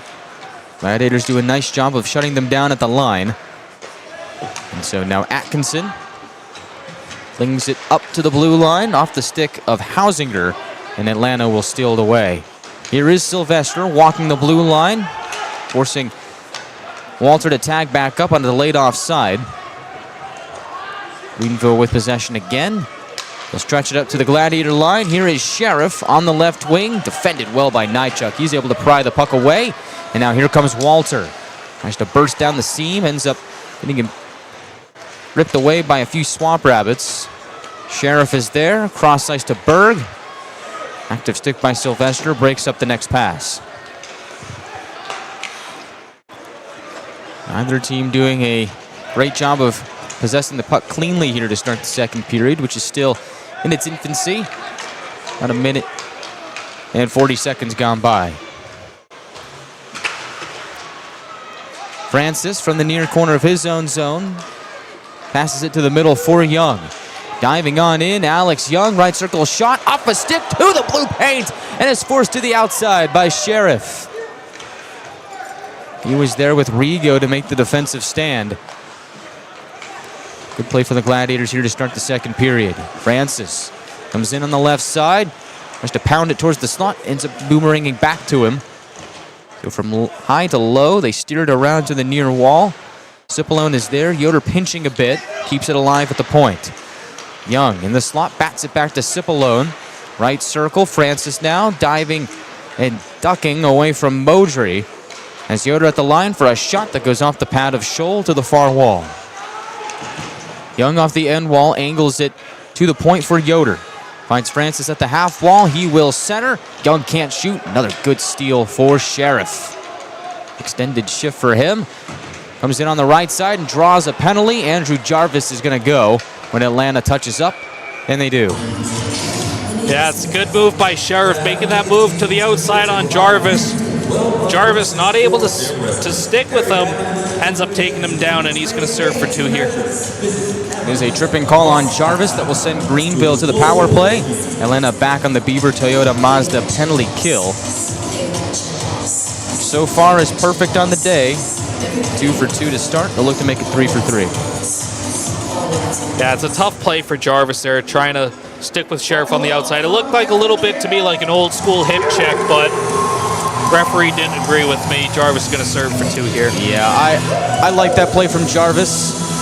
It was more so about the way that Sheriff went down as opposed to the actual hit itself, but nonetheless, Gladiators to the PK, and they start off on the right foot. They get it out the center. Looks like Mickey Burns just took a stick up high here, no call. He's off. Lavelle on the left wing. Pushes it to the far corner. Up top they go to Sheriff. Rips a shot. Absorbed by Hyder. 25 seconds gone by and the penalty to Jarvis. Yeah, it looks like Burns starting out on this penalty kill. Chips the puck out to the neutral zone. Takes a stick up high. No call. Good thing he's still sitting on the bench now. No need to go down the tunnels, though. Burns still good. Mickey Burns in his first full season with the club. Played a handful of games last season with the Gladiators out of Mercyhurst. Had 1 goal and 2 assists in 13 games last year. 3 goals in 15 games coming into the night today. Looks like our referees are having a discussion with the linesmen. Interesting. We're going to go take a look at Mickey Burns. Looks like Coach Ginn's explaining, like, hey, my guy just took a stick up high.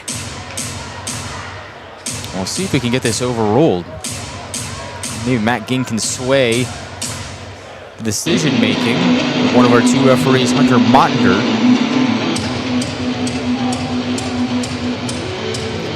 does not appear to be the case.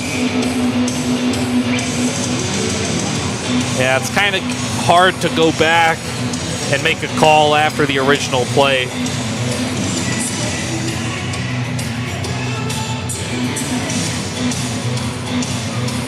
Face off to the left of Hyder. Greenville still on the power play for the next 135. Swamp Rabbits do win the face-off, but it splits the D. So scampering on back is Lavelle. Pushes it left wing to O'Hara. Good play by Brendan Less to wrestle the puck away from him on the wall. Shiro comes in on the right side now. Puck will go behind the cage over to the left wing half wall. Savoy pokes it to the line for Lavelle. Little sauce pass back to Savoy. Now down deep is Mastrodonato. Swiveling in the corner. Go around the net on his backhand. Goes from low to high. Cross-ice feed off the wall. And breaking it up is Denemy.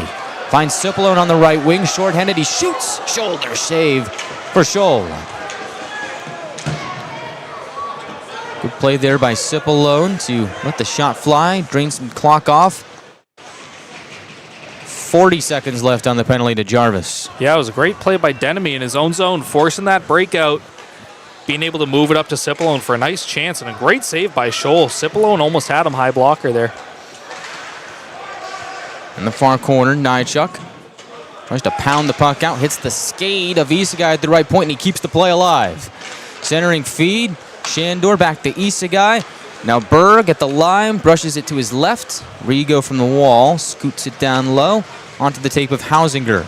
Back to Rigo atop a drive. Berg's shot is blocked by Yoder. Rigo centers. Up top they go. From the right circle. Shot goes off the leg of Yoder again as Jarvis comes out of the box. It's another successful Beaver Toyota Mazda penalty kill. Now the box is Jarvis. Drops it off for a shot by Young, but he flubbed on it. Now Hausinger on the left wing. Feeds it to the middle for Berg. Hausinger again. Defended by Nolan and pushed to the perimeter. Isagai dangles to the slot and shoots. His stick breaks. He'll make his way to the bench as Nychuk hauls in the puck. Feeds it up to McNamee. He'll gain the attacking line. Reaching for it. Tries to scoop it back into his grasp, but Greenville able to push it away. Now Brendan Less from the blue line. Catapults the puck around to the left wing. From the right circle, Denemy tries to hustle towards the slot. Atkinson streaks in to pick up the puck. On the right wing, gets closed in on by Conroy. Bumps him off the puck. Atlanta will heave it to the far wall. Denemy to McNamee from center circle. He lifts it to the end wall. Greenville with possession now. 13:51 left in the second. Peterson over the red line, now into Gladiator territory. Stops at the near half wall. Pivoting against Yoger. Loses the puck. Atlanta clears out the center. Swamp Rabbits will get it again. Walter tries to strip it away from Atkinson. Out to play it is Scholl. Shovels it to the right wing. Walter being a bit of a pest here. Trying to steal that away, as is Louis Boudon. And here is Boudon going to work in the far corner. Tries to wreak havoc, stealing it away from Murray. Walter now from the right circle, centers for a shot by Sylvester. That goes wide.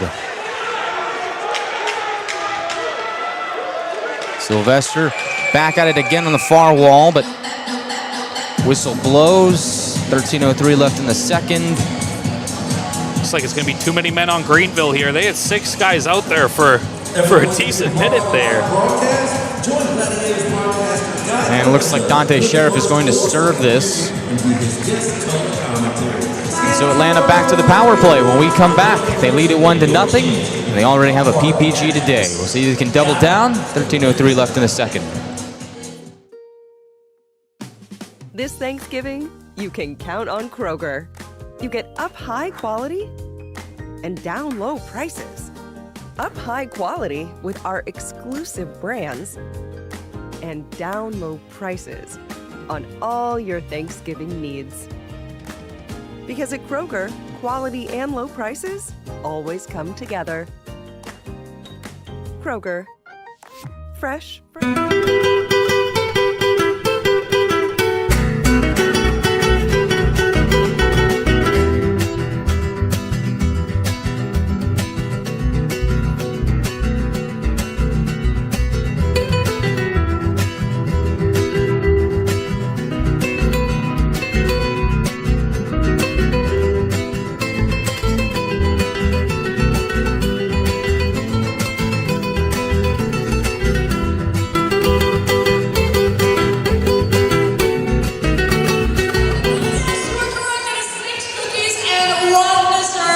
Atlanta to the power play for the third time today. Already one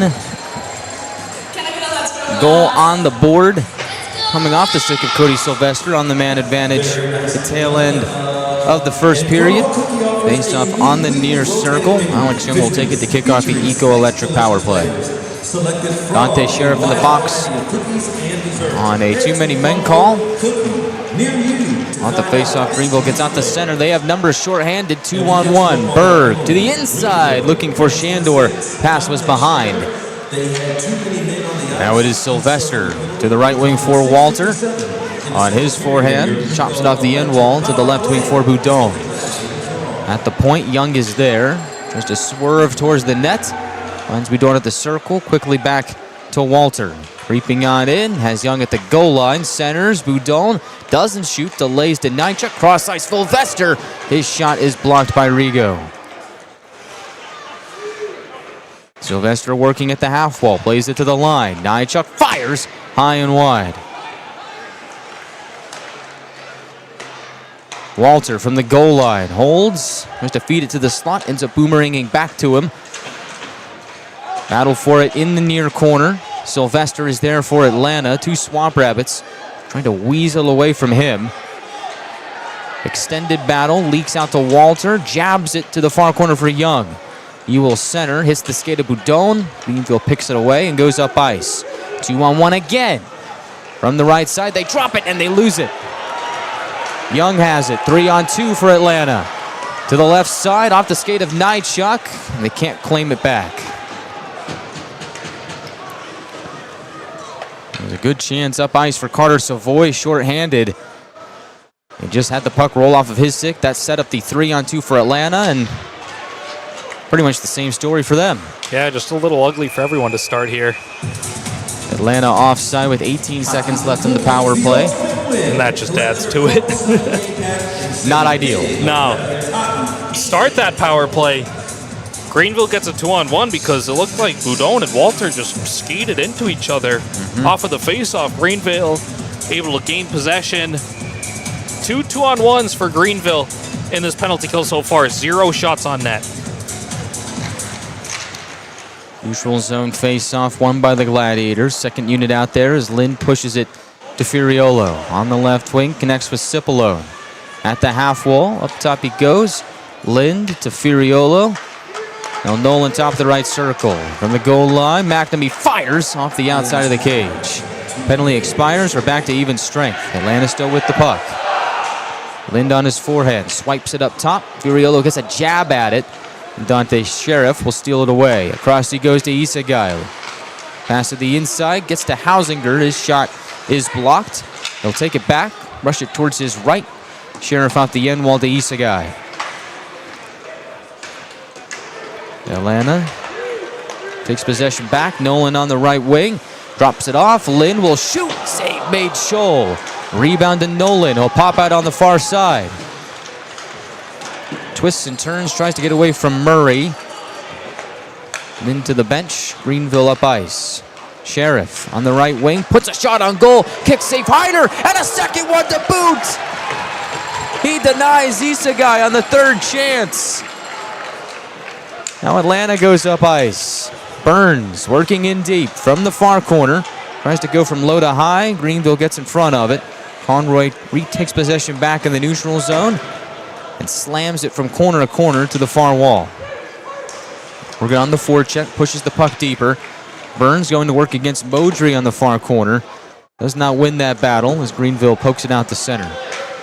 9:40 left in the second period. Atlanta leads by 1 off of Cody Sylvester's power play goal with 14 seconds left in the first. Greenville will now ice the puck with 9:28 to go. And back down we go near Scholl, although Ethan Hyder stole the show a moment ago. What a crazy save there. Yeah. Looked like 3 opportunities for Greenville. First one, a nice play in front. Then it looked like the puck went off a skate of either Gladiator or Swamp Rabbit out front. And it came out front to Savoy for a third opportunity. And Hyder standing tall with 3 great saves there. Bit of do over here on the faceoff to the right of Scholl.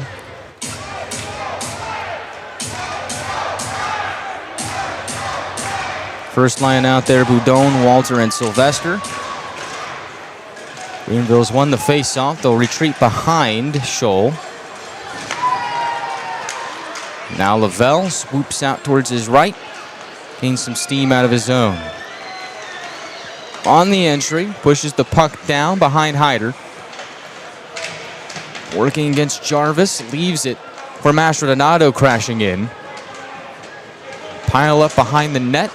Puck is trickled over to the near side where Walter will grasp it and try and pump it out of his own zone, although Greenville keeps it in. Mastrodonato, shot stopped by Hyder. Now from the line, Lavelle's shot is steered away. Rebound to Modry. Will go around the net on his backhand from low to high. Lavelle across to Mastrodonato. Looking backdoor, wanted Savoy. Gladiators break it up. Walter moves up ice. Dump it in, no icing. Greenville now takes it in on the left wing. O'Hara off the wall to himself. Chip and chase, looks to center. It's a body and Atlanta takes it. 2-on-2 up ice. Francis, left wing to Young. He'll pull up, push it to the near corner. Thought that Nychuk was going to skate into it. He didn't. Now Cipollone from the corner fires on goal. And that's stopped by Scholl. 8:05 left in the second period. Atlanta still leads by 1. We're back after this from our local sponsors. Desserts are popping up on Crumble's menu. All types of dessert.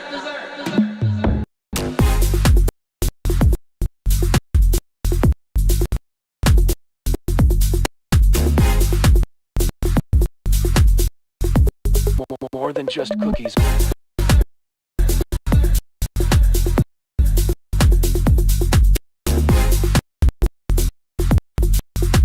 The lineup changing weekly.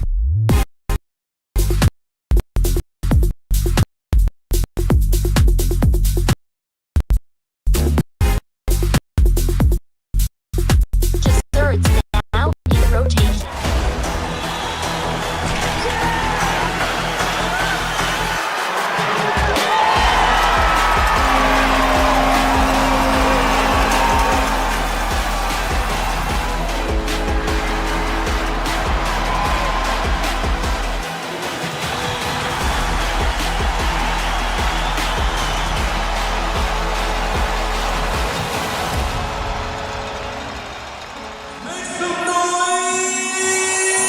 .05 left in the second period. Atlanta still with that 1-goal lead. Face off to the left of Scholl. Young will take it and win it. Nychuk from the wall shoots it into the gullet of Scholl, who freezes with 8:01 left in the second. Yeah, I'd like to go back to that opportunity for Cipollone right before the break there. Just throws a puck on net. Didn't look like Scholl was expecting it. Just drops down right in front of him. He's lucky to cover it there. They win another face-off. Furiola to Nychuk. One-timer is blocked by O'Reilly, and he is feeling that one. Climbs back up to his feet. Francis behind the net. Loses it to Rigo. Francis trying to hustle and get it back, but no dice. Young to Cipollone. High shot goes over the cage. Puck plops down in the near corner. At the right point, Nychuk reels it back in. Lays it down to Francis. Over to the far side. Cipollone up top. Has Furiolo. The Army product goes across to Nychuk. They'll trade places. Nychuk drops it off. Furiolo a shot. The rebound to Cipollone. Couldn't punch it in behind Scholl. Now Cipollone behind the cage to Francis. Gets it back. Wraps it in. And Scholl's able to shut it down.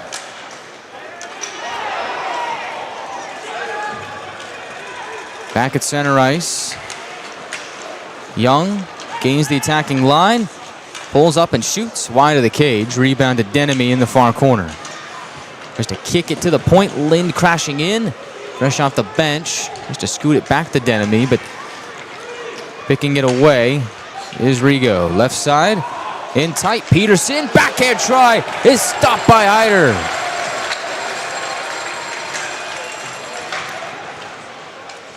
Ethan Hyder putting together a nice highlight reel today so far. Here's a steal for McNamee. Has a break all alone. He'll shoot. And a glove save is made by Scholl. Couple great opportunities at both ends of the ice there. Peterson driving wide against Brendan Less. Pulling it to the backhand and just a great save by Hyder. Then at the other end, Matt McNamee. Nice block shot at the point.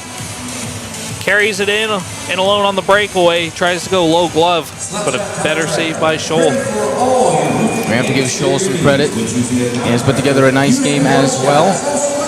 Both teams with 18 shots. Hyder 18 of 18 to this point. Scholl 17 of 18. Enemy on the attack. Pokes it to the line. Less to the inside. Looking for McNamee for the tip in. Did not connect. Now it's Conroy from the right circle. Shooting. Kick save made by Scholl. Conroy on the left wing. Looks to center. Meanwhile, Lind took a shot behind the play. Gets up to one knee and looks like he'll be all right. Needs to be checking his face, though. And it looks like Atlanta's going back to the power play. Atkinson to the box. 6:03 left in the second. I'll have more on this when we come back on the Gladiators Broadcast Network. This Thanksgiving, you can count on Kroger. You get up high quality and down low prices. Up high quality with our exclusive brands and down low prices on all your Thanksgiving needs. Because at Kroger, quality and low prices always come together. Kroger, fresh for everyone.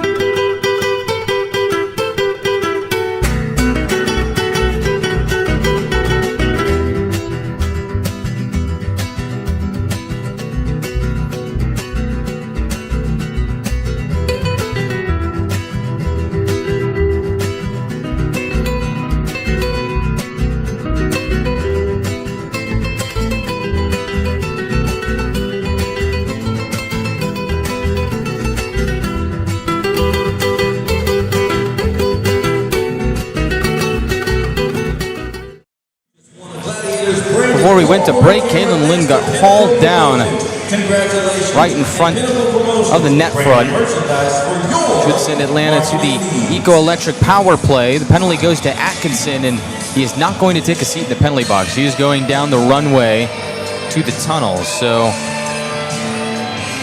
we'll see what the official call is. Didn't get a hand signal or anything before we went 5-minute major back in. It is a 5-minute major. So Atkinson's night is done. And this is a huge opportunity for the Gladiators to extend their lead.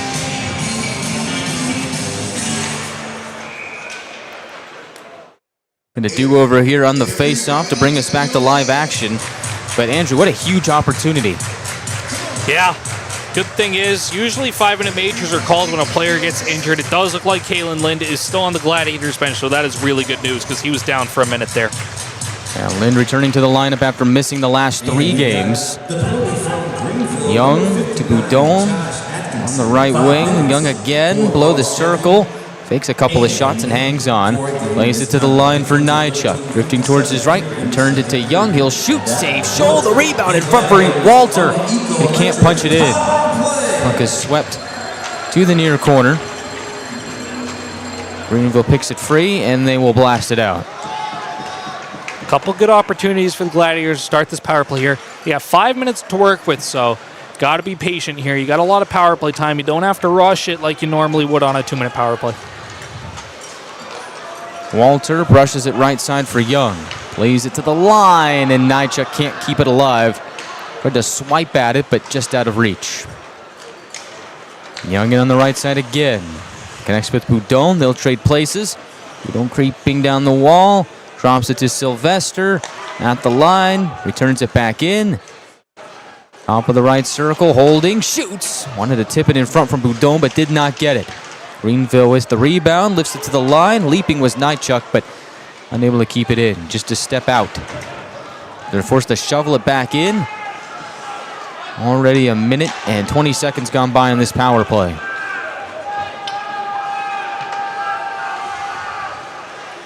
Gladiators still here, mainly operating on the perimeter.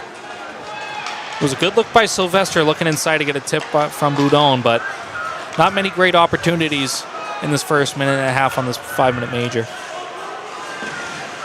McNamee throws it to the right point for Nolan.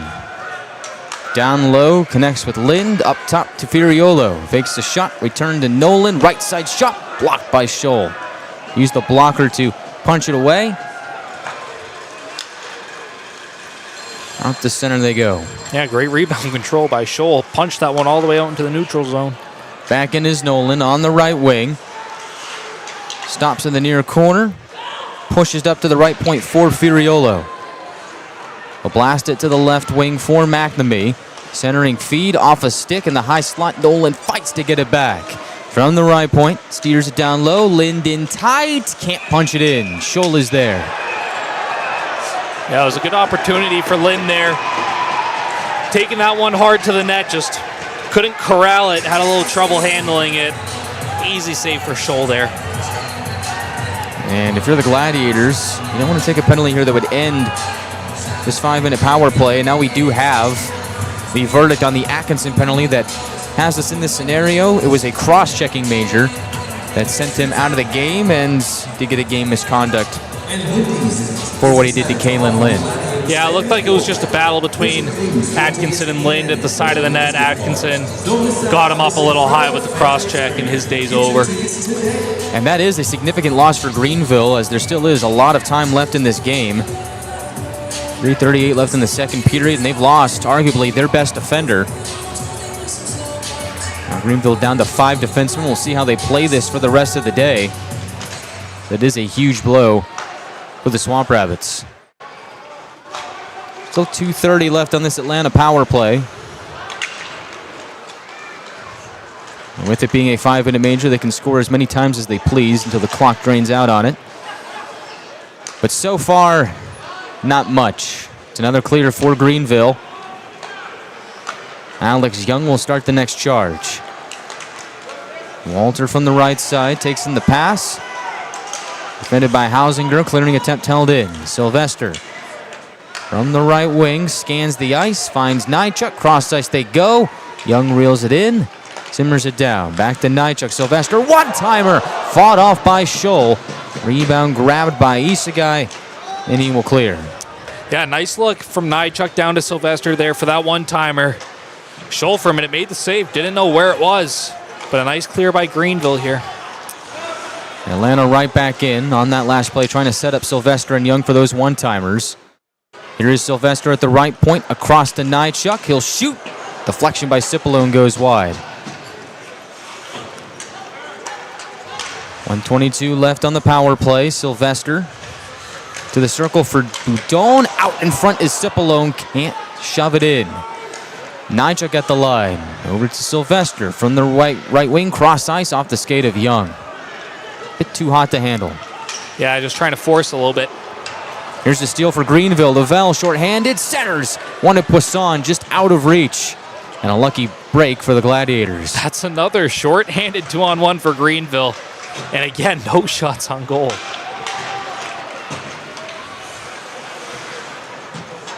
Gladiators having a tough time on the zone entry now. Cipolone walks the red line and will just dump it in. Scholl out to play it. Greenville spins it to the right point. Nolan is there. Keeps it inside, but an errant pass. Puts it out to center. McNamee charges back in. McNamee to the goal! And the shot goes high and wide. Nice move by McNamee. Outside, inside.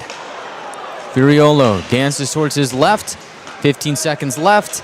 Lind in the near corner. Up top to Nolan. He'll hold. Delay to Furiolo.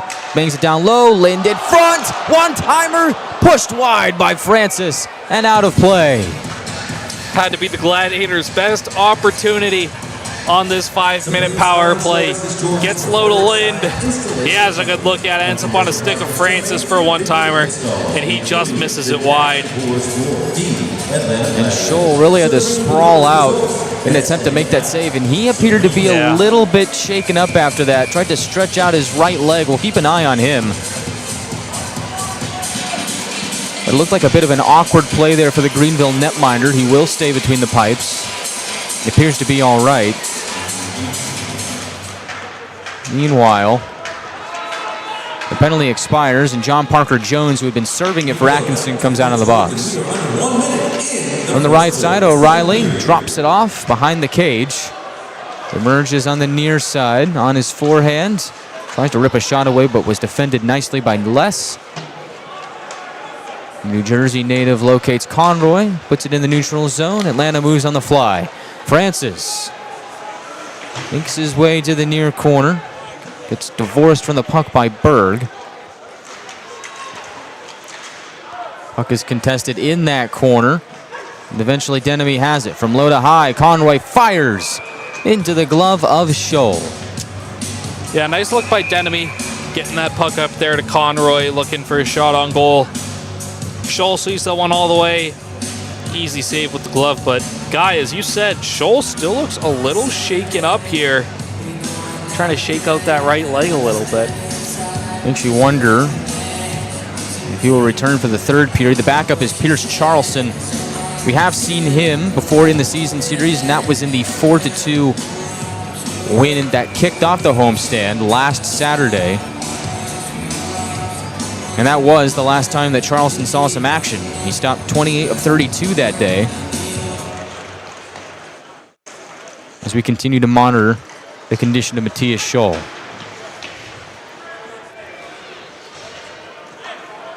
Meanwhile, Lavelle has it. With 10 seconds left in the period. Cross ice. Isagai is there over the attacking line. Pushes it from corner to corner. Sylvester meets it. And time will dwindle out on the second. So a scoreless second period. Atlanta remains on top. 1-0 is your score heading into period number 3. Atlanta out shooting Greenville 25-18. Coming up next here on the second intermission report, Andrew will be joined by Shelby. They'll break it all down from what we saw in the first 2 periods. Look ahead to period number 3. All that and a whole lot more. Get a chat check in as well. For those of you on the YouTube side of things, comment your thoughts here on today's game, and Andrew and Shelby will answer all your questions on the other side of the break. Once again, it's Atlanta 1, Greenville 0. We are back in a moment on the Gladiators Broadcast Network. Desserts are popping up on Crumble's menu. All types of dessert.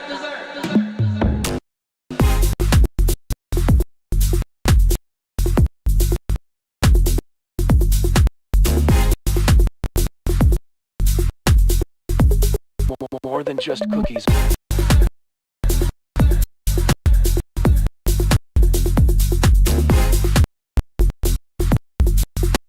The lineup changing weekly.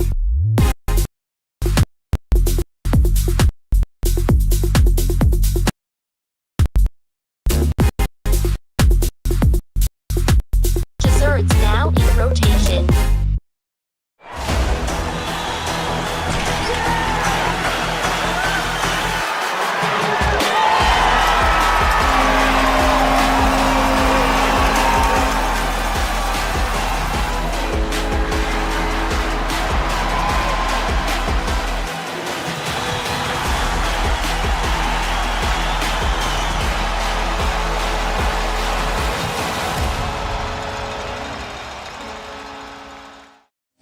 All right, everyone, welcome back to Gas South Arena. We had a scoreless second period.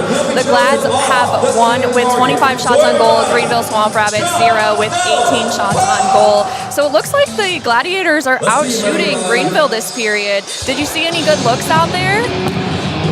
Yeah, obviously the Gladiators had that 5-minute major, which I really thought they could have taken control of this game here, but, you know, they're leaving the door open for Greenville right now by not being able to capitalize on that 5-minute major. But still, I thought they had some pretty good opportunities on that 5-minute major. Obviously, that one there right there at the end, landed at the side of the goal. Puck ends up squirting out to Ryan Francis, who just misses the net, and we stay 1-0 as we were at the end of the first period. But you got to give a lot of credit to Matthias Scholl.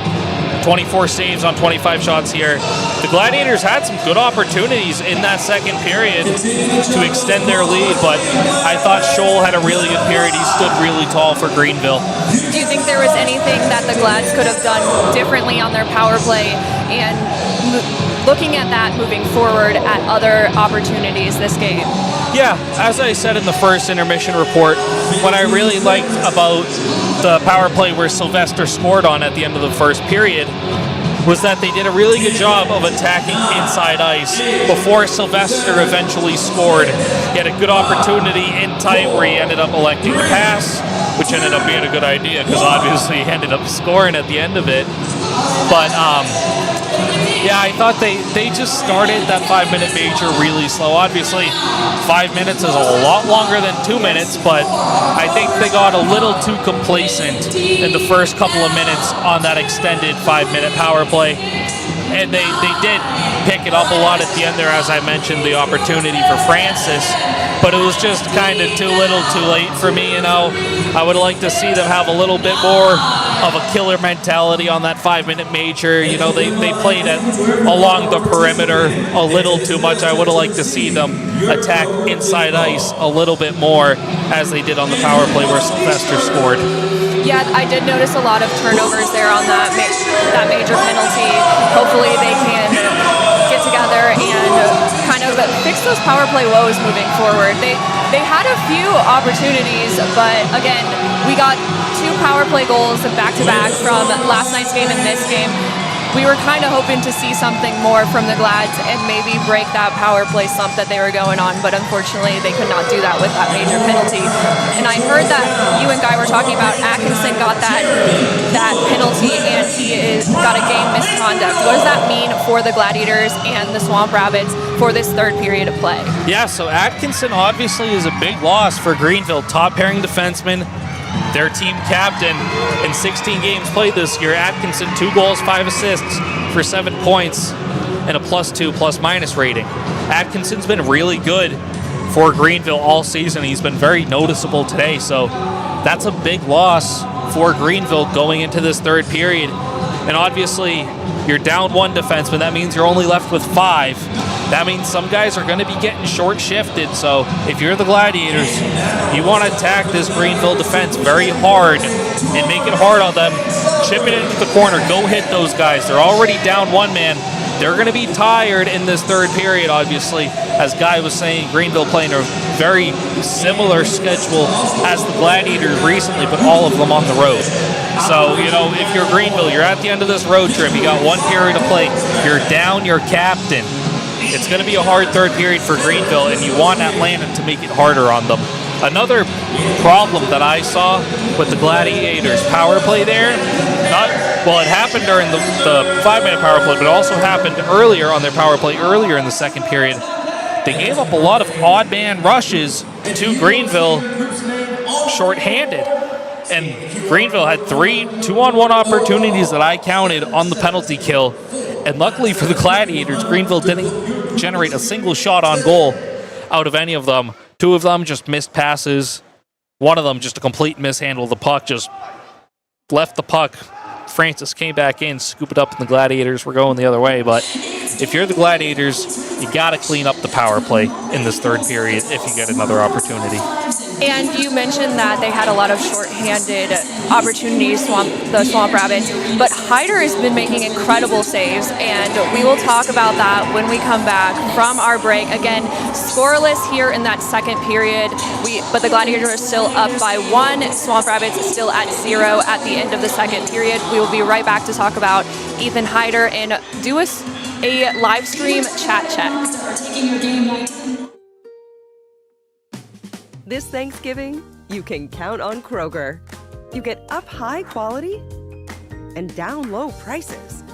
Up high quality with our exclusive brands and down low prices on all your Thanksgiving needs. Because at Kroger, quality and low prices always come together. Kroger. Fresh.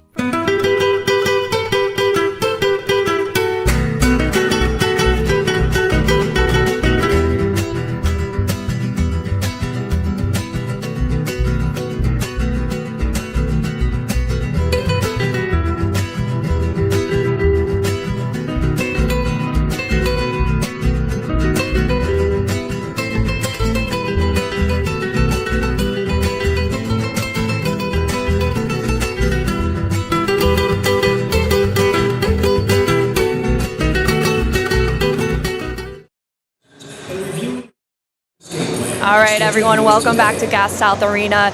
A scoreless second period. The Glads are still up by 1 with 25 shots on goal. Greenville Swamp Rabbits at 0 with 18 shots on goal. And right before we took that break, we mentioned Ethan Hyder, who has made a ton of really good saves today alone, but overall throughout this season. So let's talk about Ethan Hyder. Yeah, as I said it during our first intermission report, the Gladiators' goaltending has been awesome so far this year with both Septemfelter and Hyder. And we saw that continue in that second period. Yeah, I saw that Hyder there was 3 opportunities for the Swamp Rabbits to score at one point during the period, and Hyder made all of those saves. Yeah, it was an opportunity for Carter Savoy right out in front. Gets the first shot, puck squirts out. It looks like it went off a skate, back in on net on Hyder. Hyder kicks out the rebound, right back to Savoy, and Hyder makes the third save. It was a great sequence for Hyder, and just kind of a summary of his season so far. He's been huge for the Gladiators so far this season. Yeah, and he even got to play one game with the Admirals out in Milwaukee, and that was his first American Hockey League game. So it's really nice to have him back after playing that game and doing amazing things here for the Gladiators and continuing to do that throughout the season. Yeah, it's just great. Obviously, the Gladiators are the affiliate of the Nashville Predators, who have a great goalie up there in UC Soros. And it's just great to have great organizational depth at such an important position. Obviously, it's the most important position in the game, in my opinion. If you can't keep the puck out of your net, you're not going to win a lot of games. But just to have 2 great goaltenders in Hyder and Septemfelter at the ECHL level, it's just great for the Predators organization's overall depth at the position. Obviously, Hyder went up to the AHL for a game, got a win, which is great to see for him, and now he's back here in the ECHL doing his thing for the Gladiators. Yeah, definitely glad to have him back. And I wanted to talk about that second line. There was a lot of good looks for them here in the second period. Did you want to break down what you saw and what you're seeing from them? Yeah, so obviously that line, Ryan Francis, Alex Young, and Joey Cipollone, that line put together here a little bit recently. And I really like what I've seen from them so far. Obviously, Cipollone started the year on the 4th line, Young started the year on the 3rd line, and Francis has been on the 2nd line for a while now. So a little bit of a newer combination. They've been together for the last couple of games, but a bit of a newer combination for the Gladiators. I really like what I've seen from them so far. Obviously, I've spoken ad nauseum about Ryan Francis so far this year. I love the way that he plays. He's a bit of a magician with the puck. He's very shifty, and he moves the puck around so well. Obviously, we saw he had a great opportunity at the end of the 5-minute major. Alex Young, obviously, team leader in points. He's had a great start to the year so far. Yeah, and Joey Cipollone. I talked to Alex Young last night, and he talked about how important it is to have good chemistry on and off the ice, and how he wouldn't be able to do what he does without the other players and his teammates. Yeah. Obviously, we've seen this Gladiators team is a very tight-knit group, and that's great for team success going forward. And Joey Cipollone's had a really good year so far. 5 goals in 15 games. Obviously, he started the year on the 4th line, got promoted up to the 1st line with Mike McNamee and Cody Sylvester for a little while, and now he settles in on this 2nd line with Ryan Francis and Alex Young. Cipollone, that guy, he can shoot the puck. We saw a couple opportunities for him there in the second one. Tried to pick high blocker on Scholl, and Scholl made kind of a last-second save. It was a last-ditch effort. He just was able to get a piece of it with his shoulder to make the save on Cipolone. But that second line, they're really clicking right now. They look really good. Yeah, ever since we talked, it was, I don't know how many games it was ago, but ever since we talked about Ryan Francis initially, I have definitely noticed how he plays and how patient he is. And it's been really fun watching him this season. So I want to thank you for pointing that out so I can start watching and looking for those little things on the ice there. Yeah, of course. Well, I'll give you another play right here, too. He hasn't played many games this year for the Gladiators so far, and it's Zach Yoder. Yoder, only 2 games played so far this year. Obviously, this is his 3rd game of the season. I really love what I've seen from Yoder in his limited minutes here today. Playing where he's been most noticeable for the Gladiators is on the penalty kill. I've counted 3 or 4 great block shots by Yoder that led to clears. And, you know, you love to see that from a guy. He's fighting for a spot in this lineup, and he's going out there and he's sacrificing his body, and he's making a good case to stay in the lineup. And even when he's not defending, he's making good plays in the offensive zone. You know, Yoder, he's a big guy. Let's see what we got on 6'5", 205. That's big for a defenseman. But he's making good plays with the puck, even when he's out of his zone. Puck's coming up to him at the point. If he's got a shot on net, he's taking a shot on net. If he doesn't have a lane to the net, he's chipping it back down in the corner, looking for a cycle to continue to fight another day. He's playing a very simple, effective game. I love what I've seen from Yoder so far today. Yeah, I'm not sure if it was the first period or the second period, but I did see Yoder take a really good shot block from one of the Swamp Rabbits, and he seemed a little bit torn up by it, but he still continued to play, and it was a really good play by him to save them from scoring. Yeah. Yoder, big guy, tough guy. I was very excited to see him get in the lineup today, and I've been very impressed with what he's done so far. All right, so we're coming up at 4 minutes until the 3rd period. What do you want to see from the Gladiators in this 3rd period? You know, if the Gladiators get another opportunity on the power play, I'd love to see them strike, but I like what they've done so far in this game. I think they've defended very well. Obviously, Greenville, a couple odd man opportunities that have not resulted in goals. You want to try and limit those. Limit the odd man opportunities that you're giving up and get more pucks on the net. Obviously, they have 25 shots on goal, which is a good number to be at the end of the 2nd period. But not many high danger opportunities. Scholes had to make a couple of high quality saves, but not as many as you would have liked to have seen for the amount of power play opportunities that the Gladiators have had. So I'd like to see them attack inside ice a little bit more and limit the odd man opportunities that they're giving up. All right, awesome. I am looking forward to this 3rd period. Hopefully we have a little bit more action in front of that Swamp Rabbits net. So when we come back, Guy will be back here doing a play-by-play for that 3rd period. So we will see you then. This Thanksgiving, you can count on Kroger. You get up high quality and down low prices. Up high quality with our exclusive brands and down low prices on all your Thanksgiving needs.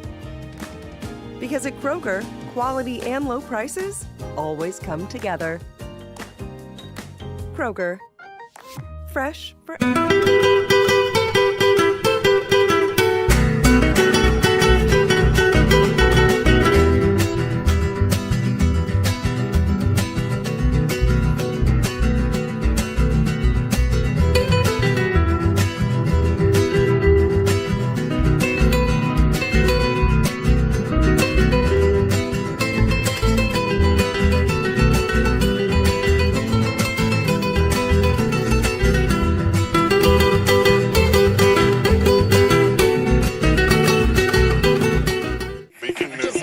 Desserts are popping up on Crumble's menu. All types of dessert.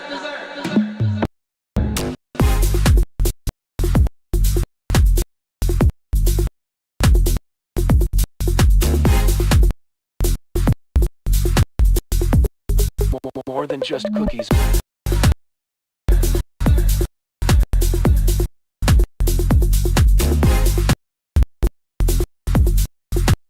The lineup changing weekly.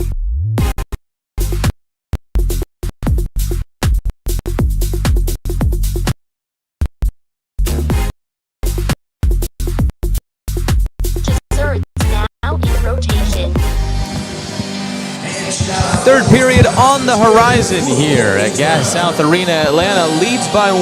Cody Sylvester's power play goal with 14 seconds left in the first period is the difference to this point. Ethan Hyder, another great day. 18 of 18 through 40 minutes for Matthias Scholl, 24 of 25, and a bit of speculation on if he would return for the third period after stretching out a little bit there towards the end of the second period to make a few saves. He is back for the third period. Gladiators wearing their black jerseys with white numbers and baby blue trim will skate from right to left in the third period. Greenville with white jerseys with orange numbers and orange trim will skate from left to right. Special teams have been a factor here today. Atlanta's lone power play goal is the difference. They do have power play goals in back-to-back games for the first time since October 23rd and 24th, and is the second time that has happened this season. So Atlanta finally getting consistent on their power play that has gone 1 for 5 on the day. Greenville 0 for 3 in the power play. It's been a good night on the Beaver Toyota Mazda penalty kill as well for Atlanta. But to think about the missed opportunity at the end of the second period, Andrew, Atlanta with a chance with a 5-minute major power play, and they don't get anything out of it. Yeah, I thought Greenville did a really good job on the kill of keeping the Gladiators to the perimeter and not allowing them to attack inside ice. As I said on the second intermission report with Shelby, I'd like to see the Gladiators attack inside ice a little bit more here in this third period. Guy Chiarenza alongside Andrew Fleming with you for the third period. Should be an exciting race to the finish. Puck is dropped, and we are back to live action. In yesterday's game, the third period blew wide open after what was a 1-0 Greenville lead through 2 periods. We'll see if today has a similar story. Swamp Rabbits connect through the neutral zone. In the middle, Rigo can't grill it in. The rebound goes back for a chance by Savoy that fires wide of Hyder. Past the line, away from Shandor. Scholl out to play it. Gladiators get their first line change of the period in. On comes the first line of Boudon, Walter, and Sylvester. Here is Louis Boudon. The Frenchman pushes it towards his right for Walter. Return feed away from number 29. Sylvester pulls it in on the near side. He'll rotate up top to Nychuk from the right point. Dances his way to the circle. Nychuk in tight, tucks it to the blue paint, and can't put the cherry on top. What a move by Chad Nychuk, just dancing all the way to the net front. Just not able to complete the play, but what a move from Nychuk walking down from his point. Doesn't get any better than that. Had Scholl beat, nothing separating the puck and the goal line, and somehow just couldn't get enough on the puck to tuck it in. It remains a 1-0 Gladiators lead. About 1.5 minutes gone by here in the third. Shot by Isogai, absorbed by Hyder like a sponge. Clock stops with exactly 1.5 minutes gone by. Nice save by Hyder on Isogai there. Isogai with a good opportunity. Caught the Gladiators in the middle of a change. Takes his open ice and gets a good opportunity on Hyder, but just hits him right in the gut. Hyder able to get a good freeze, and the Gladiators able to complete the change. And you don't want to let a guy like Isogai get a chance like that. He is another one of those guys that is under contract with Greenville's AHL affiliate, the Ontario Reign. As Atlanta wins a defensive zone faceoff, jolts it to the neutral zone. Squeaking on in is Rigo on the left wing, loses it to Francis, and away he goes. He's got speed. Pushes the puck to the left wing with Cipollone. Atlanta comes barging in. Young helps it to the deep end. From the end wall, gathers it on the right side, spins below the circle. Young on his forehand, moves to the backhand, finds a shot for the right circle, and is stopped by Scholl. Connects with Cipollone for the opportunity. Yeah, nice opportunity for Cipollone there. Alex Young creating separation for himself behind the net. Nice little backhand saucer pass to Cipollone for a one-timer. And as I said to Shelby during that second intermission report, Cipollone is a guy who's got a really good shot. Good look on net there by Cipollone. This is a line that came together over the last few games on this homestand, and they've looked really good. Shot by Les, screeches wide of Scholl. Tattoos off the end wall. Rebound collected by Lavelle. Clearing attempt held in by Conroy. Returned back to Lavelle. So second opportunity. Will pump it to his right. Berg to Parker Jones over the attacking line. Left side pass connects. Cross ice, Berg reels it in at the point. tosses it down low. Conroy meets it at the end wall. Checked off the puck, Francis steps in. Clearing attempt, rolls off of his stick to Parker Jones. Left side shot, Hyder's able to grab it. Clock will stop with 17:24 left in the third. Yeah, Gladiators getting pinned in their zone a little bit there. Nice save by Hyder. Good defensive play by Les. Keeping that puck to the outside, making that save a little bit easier for Hyder. He knew where it was coming from. And he's able to gobble that one up for another stop. I think that might be the first instance that I can remember in a while where the size difference actually did impact the Gladiators there, as Greenville is able to really just bump Gladiators around, toss them off the puck, and set up that chance, particularly for Parker Jones, who's 6'7", 230. Nolan now on the right wing. Pops it to the neutral zone. Burns tries to skate into it. On the right wing, wrestles with Berg. Morgan there, shuffles it to the left point. We're waiting as Furiolo. Drives it back in to Morgan. Simmers it down on the wall, puts it into the glove of Scholl. We get another stoppage here. Another good shift by this Gladiators fourth line, getting out of their zone cleanly. And another opportunity for Peter Morgan there. Had nothing, threw it on net, had Burns out front looking for a tip. Nice shot by Morgan there, just looking for a good opportunity out front for Burns. Shot count reached 26-20 in favor of the Gladiators. Atlanta outshot Greenville 13-6 in the second period. Puck will go to the near corner, to the right of Scholl. Greenville able to barge out to center, and not much more. Do have a penalty, though, coming up on the Gladiators. Delayed call, Scholl to the bench. Greenville with possession now, and now they just lost it to Nolan, so he touches up, and Greenville is headed to the power play. So very similar storylines, Andrew. We talked about it in the open. Both teams with not too good on the power play, but really good on the penalty kill. And in the past, for the Gladiators, they have had chances to either tie games or win games with their power play.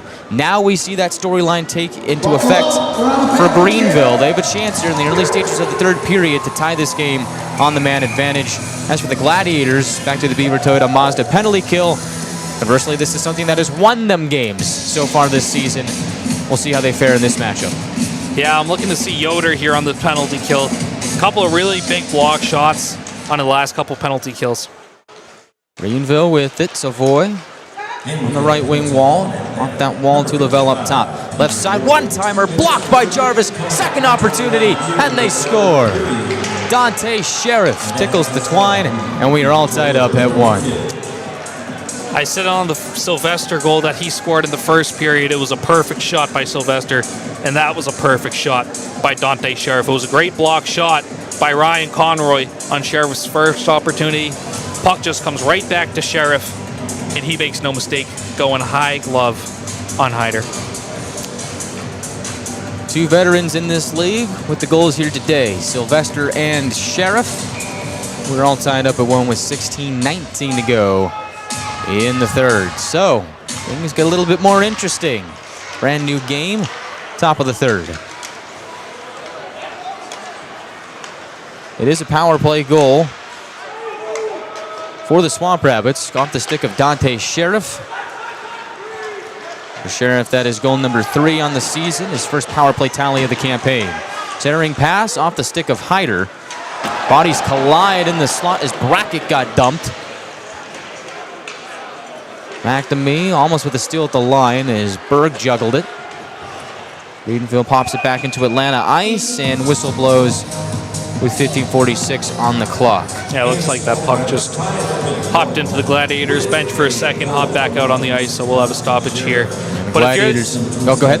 If you're the Gladiators, you can't be super mad about that penalty kill. You know, it's just a better shot by Sheriff. You know, one-timer comes to Sheriff. It's a great block by Ryan Conroy, and unfortunately, the puck ends up right back on the stick of one of Greenville's best players, and he makes no mistake from short range. Officially, it is Sheriff from Savoy and Lavelle, 3:41 in on the power play to tie the game up at 1. Long range shot blocked by Les. He'll have puck possession behind the cage. Scoots it to the near side, looking for Conroy. A little bit of help, gets it out to center. Greenville with possession once more. They'll turn up ice. It is Shandor. Right down Broadway, brushing it towards his left. Turns it over to Walter. He's able to jostle it out to center. And on the forecheck, Boudon keeps puck. On the right wing, Boudon still working. Walter digs for it in the far corner. Leaks up top to Les. Drifting towards his left. He'll hold and shoot. Pounded wide of Scholl. Rebound grabbed by the Swamp Rabbits as Murray tosses it up ice. Stretch pass just out of the reach of Savoy.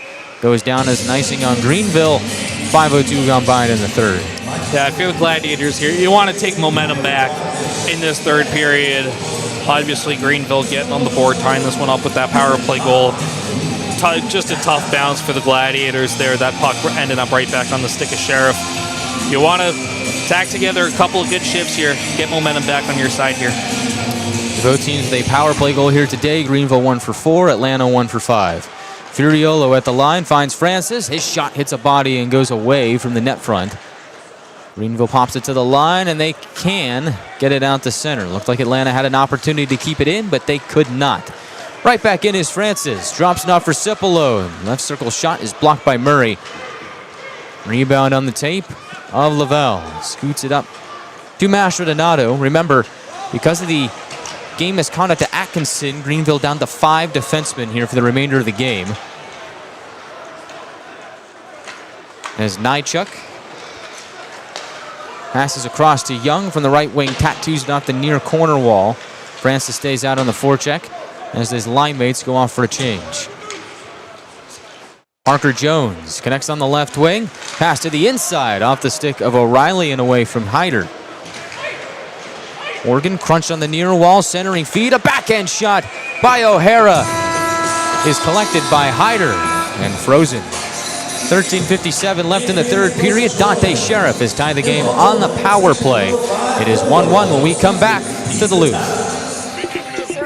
Desserts are popping up on crumble menu.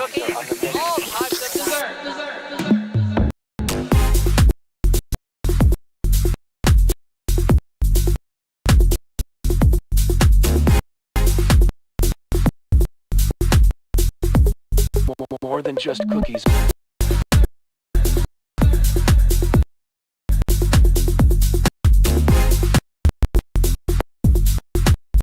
The lineup changing weekly.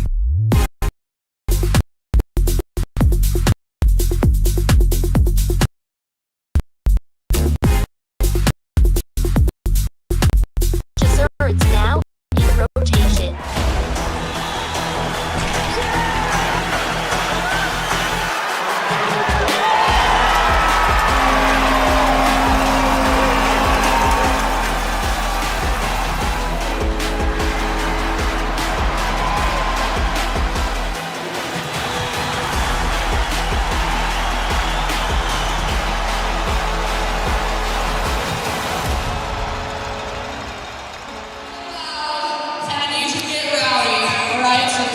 One game. Thanks to the power play goal from Dante Sheriff moments ago. Both teams have scored a power play goal here tonight. Cody Sylvester scoring for Atlanta. Made it 1-0. 14 seconds left in the first, and now Sheriff here in the third has tied us at 1 after a scoreless second. Face off to the left of Hyder. McNamee able to squirm away from the dot. Push his way out to center from the red line. Is divorced from the puck, but Lind is able to shove it down below the goal line.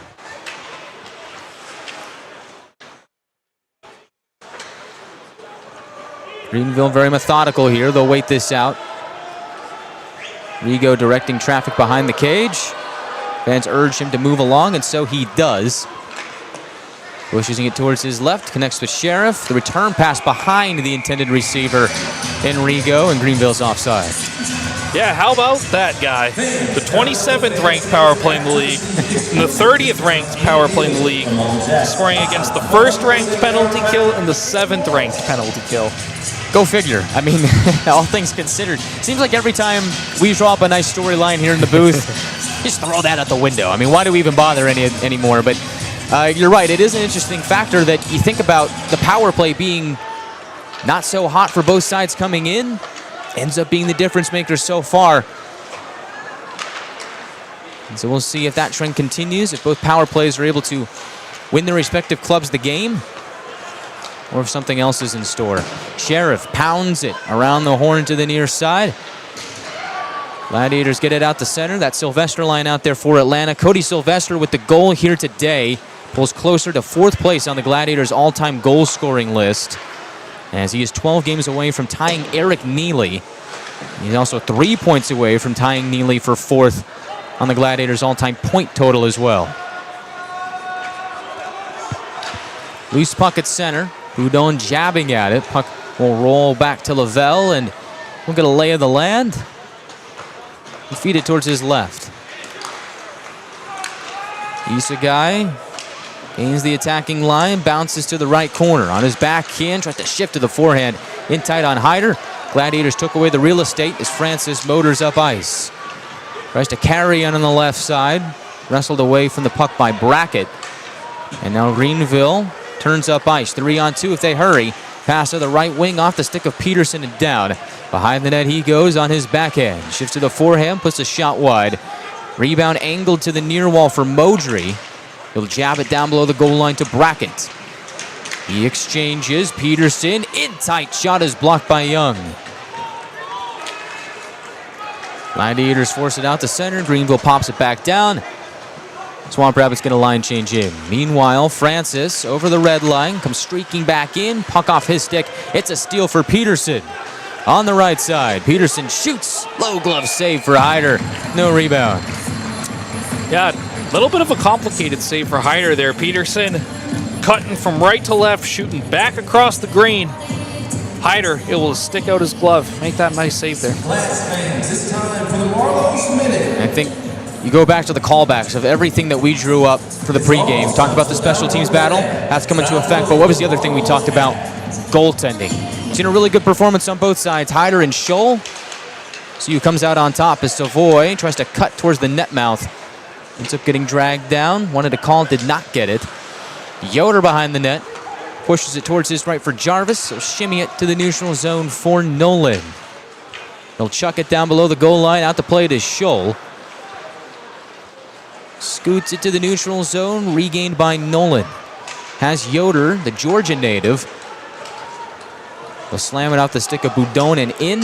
Burns being a pest on the forecheck, working with Nolan, creates a turnover. Behind the net is Boudon. On his forehand, goes from low to high. Furiola, right point, fires. It's a glove save. Shoulder rebound is available. Out in front, Boudon can't slam it in, and they blew the whistle. Hand pass called. Boudon's in a headlock courtesy of Mastrodonado as chaos ensues. Yeah, looks like we got a man down for Greenville here. He's going to stumble off. And that is Berg, and yeah, he is leaking considerably. There's a lot going on that play. Yep, Berg straight down the tunnel. Let's take it from the top. There's a turnover. Nice forecheck by Burns and company. Able to get that puck to Boudon below the goal line, and then he centers, shot on Scholl, and he made the initial save, but the puck was loose. Gladiators just try and pop anything they can on goal, and then that's when the whistle blew. They blew it as a hand pass, so they blow that whistle because of the hand pass, and then afterwards, Boudon wrapped it up in a headlock with Mastrodonado. And out of all that, Berg ends up leaking and going to the locker room. Yep, now we got the ice crew out here, scraping up the blood from Berg off the ice.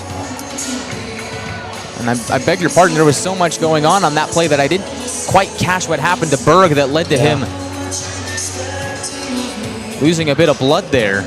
Yeah, well, obviously no penalty here against the Gladiators, so you got to assume it was the puck and not a stick from the Gladiators, or it could have been a friendly fire stick, obviously, but I'm going to say it was probably the puck that just came up high, hit him somewhere in the facial area, dropped down right in the slot for the Gladiators to get an opportunity on goal. Well, that's good logic and reasoning.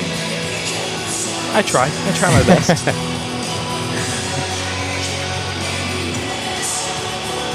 Yeah, we'll get that taken care of.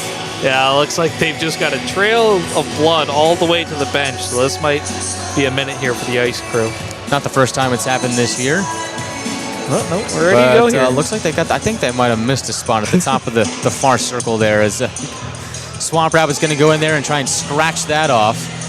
I believe that is Rigo. And so we will resume live action with a face-off. It appears to be in the neutral zone. We're going to send out the McNamee, Denemy, and Lind line. And I think about Kalen Lind coming back to the lineup, Andrew. Missed the last 3 games. I think he has that potential here today to be that X factor that could help the Gladiators win this game. Oh, yeah, certainly. We saw it from the opening face-off. Went out there and immediately drew a penalty for the Gladiators. Love to see Kalen Lind get on the board here.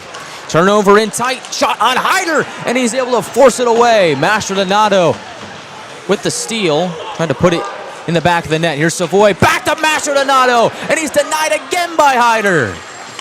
Yeah, turnover by the Gladiators there in their own zone, leading to some grade A opportunities for the Swamp Rabbits, but Hyder coming up absolutely huge to keep this game tied. Heck of a shift for Mastrodonato, and that is a guy that you do not want to get going.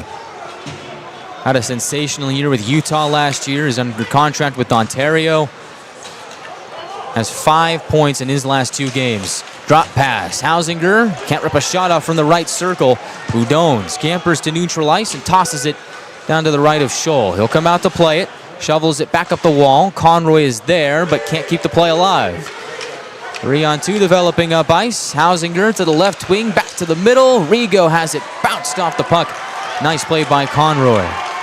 Now it's Walter's turn. Right down the middle. Drops it off for Boudon. And that is gobbled up by Scholl with 9:26 left in the third. We are back in a moment here on the Gladiators Broadcast Network. No shortage of drama here in Duluth. This Thanksgiving, you can count on Kroger. You get up high quality and down low prices. Up high quality with our exclusive brands and down low prices on all your Thanksgiving needs. Because at Kroger, quality and low prices always come together. Kroger, fresh for everyone.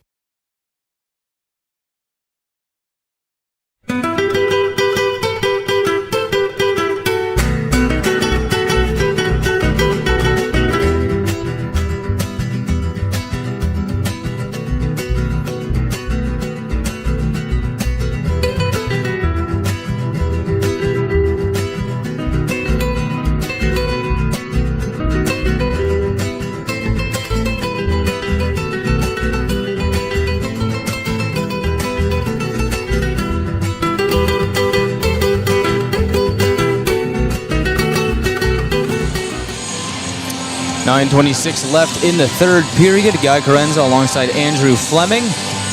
Face off to the left of Scholl. Both goalies having a very good day. Hyder stopping 23 of 24 to this point. Scholl 26 of 27. Greenville wins the defensive zone face-off. They'll plug it out to the neutral zone. Furiolo right back in. Corner to corner. Scooped up by Modry. Pushed to his right. They'll hack it off the wall out to center and a little bit more. Wasson tried to skate into it, but Gladiators able to whack it back out to center. Young divorced from the puck on the entry. Jarvis now on the right wing, backhands it down below the goal line. Modry there for Greenville.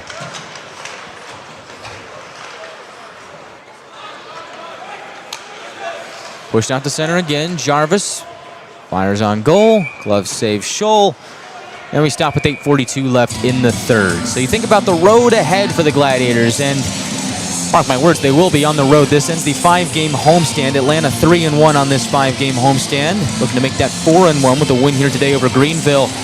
Coming up next, December 5th and 6th, we are in Jacksonville. 7 o'clock pucks drop there, so call it a 6:40 pregame show on the Gladiators Broadcast Network. And then we're back for a Sunday game to wrap off the 3-3 with Jacksonville. 3:10 start time in this building, and then the Gladiators go on the road for 3 games in Utah. 8 of the Gladiators' 14 games in the month of December will be on the road. And for Atlanta, You'll not have a homestand longer than 2 games in this building during the month of December. Greenville works in deep from the end wall. Conroy has it. Has to shimmy it over to Morgan, and does. Morgan skates up. SUNY Geneseo product plays it up to Burns, and he will beat out an icing and skate into it. Murray able to shuffle it over to Savoy. Pops it to the neutral zone for Mastrodonato. Away he goes to the right wing. Pushes it to his left. Parker Jones trying to muscle towards the net against Brendan Less, but Less holds firm. Hyder snaps it up. Clock stops with 7:57 left. Yeah, it's a smart play by Les. That puck gets over to Parker Jones there, who just can't handle the pass, ends up getting tipped through Les's legs. Les not able to track it. Instead of turning around and potentially letting Parker Jones strip that puck from him, he just keeps his body in front of Les as the puck slides back to Hyder to get a stoppage. Very smart play there by Brendan Les. Face off on the near circle. McNamee will take it against Hausinger. McNamee's won it. Back to Conroy. Able to jolt it to the neutral zone. McNamee there. Trying to dig deeper. Squiggling his way to the near corner. These are for Denemy, and a sharp angle shot is blockered away by Scholl. The rebound eventually snapped up by the netminder. 7:37 to go. Well, you said it, Guy. This Lind, McNamee, Denemy line, like to see them get going. Good opportunity there. Lind setting up Denemy from the corner after a good forecheck by McNamee and Denemy up at the point to get that puck deep. And I think about this line, Andrew. I can't help but think of the word. They're just bullies. They just bulldoze their way. Think about that last play by McNamee to just grind his way along the wall. They just bully their opposition. They are tough to play against, and they are very, very frustrating if you let them be. As they stay out there, Greenville on the attack. Isagai, high slot shot. Fought off by Hyder. The rebound available, and he is able to put a paw on it and get a stoppage. Yeah, Isagai using his speed. Driving wide, finding some open space in the high slot, putting the puck on net, ends up dropping down low for a rebound. Hyder able to stick with it and get another good stoppage here. Faceoff will be to the right of Hyder. Walter and that first line climb on.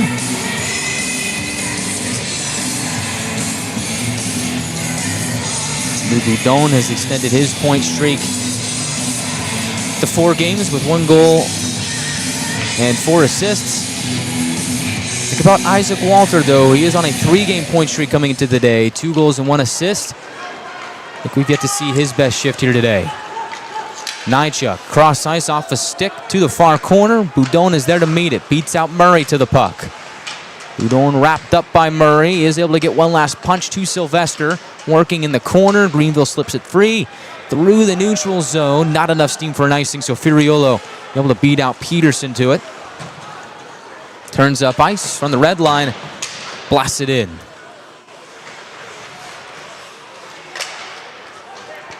Walter from the near wall. Gets it to the line. Nychuk angles it off the end wall smartly to Boudon. Stumbles to the near side. Has to drop it down deeper. Peterson, nice active stick. Gets in front of that. Now Greenville's turn. They go up ice. Here is O'Hara. Spinning in the far corner to the backhand as a trailer. Lavelle fakes the shot, drifting towards his left, deals it down low and around to the near corner for Peterson. Back up top, Lavelle reels it in. Drifting towards his left, takes the shot, blocked by Cipollone. Across he goes to Parker Jones, and a reflection in front almost ends up on the tape of Shandor. Could not get the shot away, forced to the outside. Mastrodonato, far corner, back up top to Lavelle. Sidestep, good pressure from Cipollone. Forces him outside of the zone. Lavelle comes climbing back in. Around the net he goes.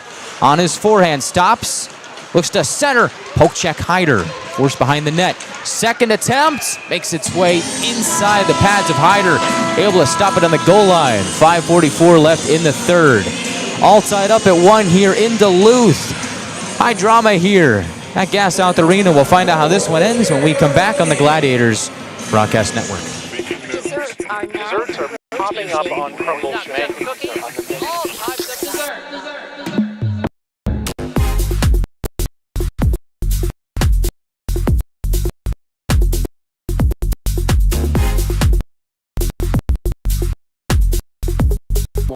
than just cookies.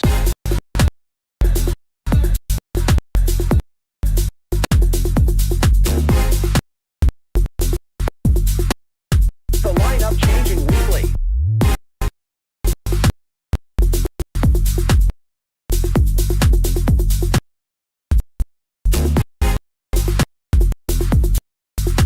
Desserts now in rotation.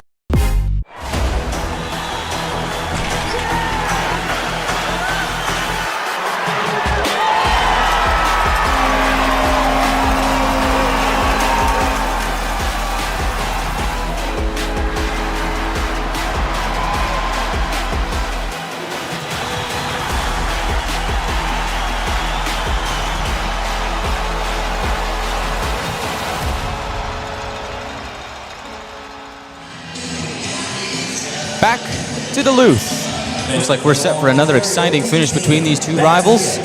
Face off to the left of Hyder. Next goal is likely the game winner. Young will take the face off against Shandor.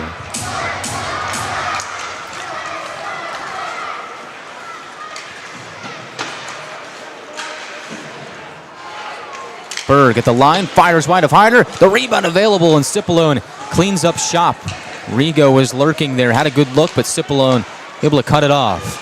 Shandor on the right wing wall, fires a shot. It's blocked. Rebound at the line, grabbed by Berg. Cross-ice feed, makes its way to Shandor on his forehand. Defended well by Jarvis. Plays it back to Savoy. Mastrodonato in the corner, gets leveled by Yoder. What a crunch! Divorces him from the puck, and away go the Gladiators. Cipollone on the right wing. Pounds it in deep. Mastrodonato back up on his feet somehow. Gets out to center. Tangled up with Conroy. Dumps it in, but Andrew, I heard it in the crowd. There was a big whoa when Yoder leveled that hit on Mastrodonato. That might be the extra bit of oomph that the Gladiators need to get that energy to win the game. Yeah, Yoder just lined him up perfectly. Nolan on the right wing, feeds it in front, looking for Morgan with the tip-in goal, but Scholl's able to locate it and snatch it with the glove. 4:34 left in the third. Yeah, going back to that Yoder hit, as I told Shelby in the second intermission report, I really like what I've seen from Zach Yoder here today in his third game of the season. I think he's been really good on the penalty kill, using his body to block shots, making the right play with the puck, and we just saw it there, using his frame to deliver some punishment. Yeah, Yoder's 6'5", 205. That is a big guy. And looks like we've got some more leakage in the neutral zone. Mickey Burns scraping off a bit with his stick, and can't quite say I saw who was leaking there, but it might have been Mastrodonato, honestly. If I had to make an educated guess.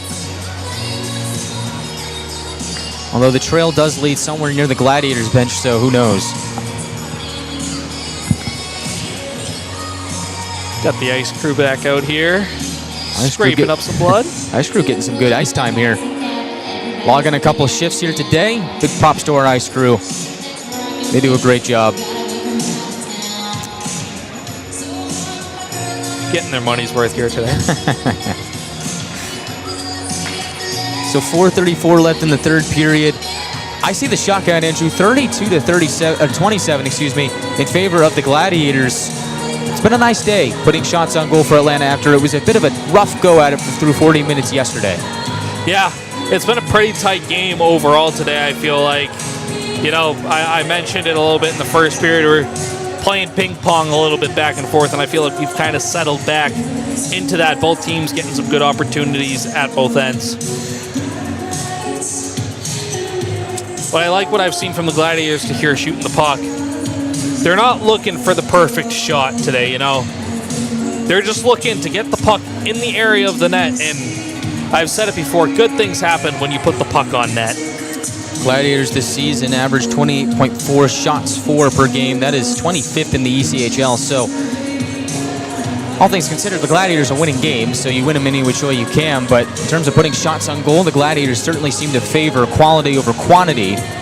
But today, that headline kind of gets flipped on its head. And think about Greenville, 27 shots on goal. This is a team that likes to take a lot of shots. 31.13 is their average, 10th in the ECHL. And the Gladiators have held them below that average to this point, although I do figure the remaining moments of the third, and if we even have overtime again, Greenville probably ends up around that average of 31. But all things considered, Andrew, it's been a really good goaltending duel here today between Ethan Hyder and Matthias Scholl. Both goalies have put on a show. Yeah, it's been an absolute treat to watch both of these guys go to work today. Scholl and Hyder have both come up with some huge saves, and it's kind of sad that one of them has to end up losing this game. Face off to the left of Scholl. Won by the Gladiators. Les at the point, fires, stopped by Scholl. The rebound available at the right circle. Goes careening to the end wall as Greenville scrambled to put a stick on it. They were able to push it out to center, and here goes Poisson on the left wing, working against Les. Stops on a dime and pushes it up the wall. Centering feed, broken up by Burns.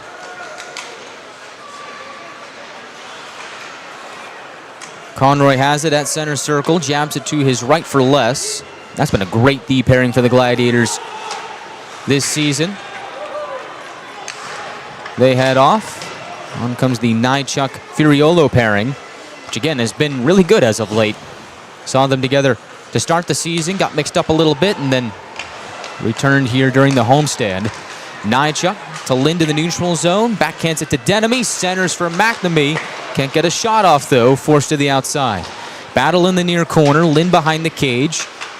Pushed against the wall by Modry. McNamee keeps possession for Atlanta. Slides it over to the opposite wall. Lind there pressuring Modry again.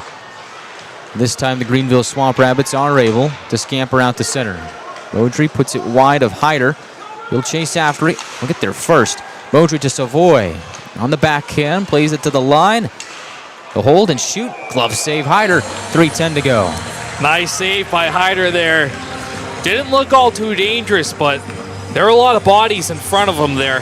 That puck came through a big screen. Hyder able to see it all the way through. Get that one up there in his glove. Face off on the far circle. Boudon will take it for Atlanta. Shandor for Greenville. Boudon wins the face-off. Yoder with it. Jolts it through the neutral zone, away from the intended target, and Walter might have had a step to try and beat out that icing, but they do blow it dead. We'll pay another visit to Hyder. I like the idea by Yoder, though. He's got Walter sprinting up the ice. He's just trying to stretch the ice there.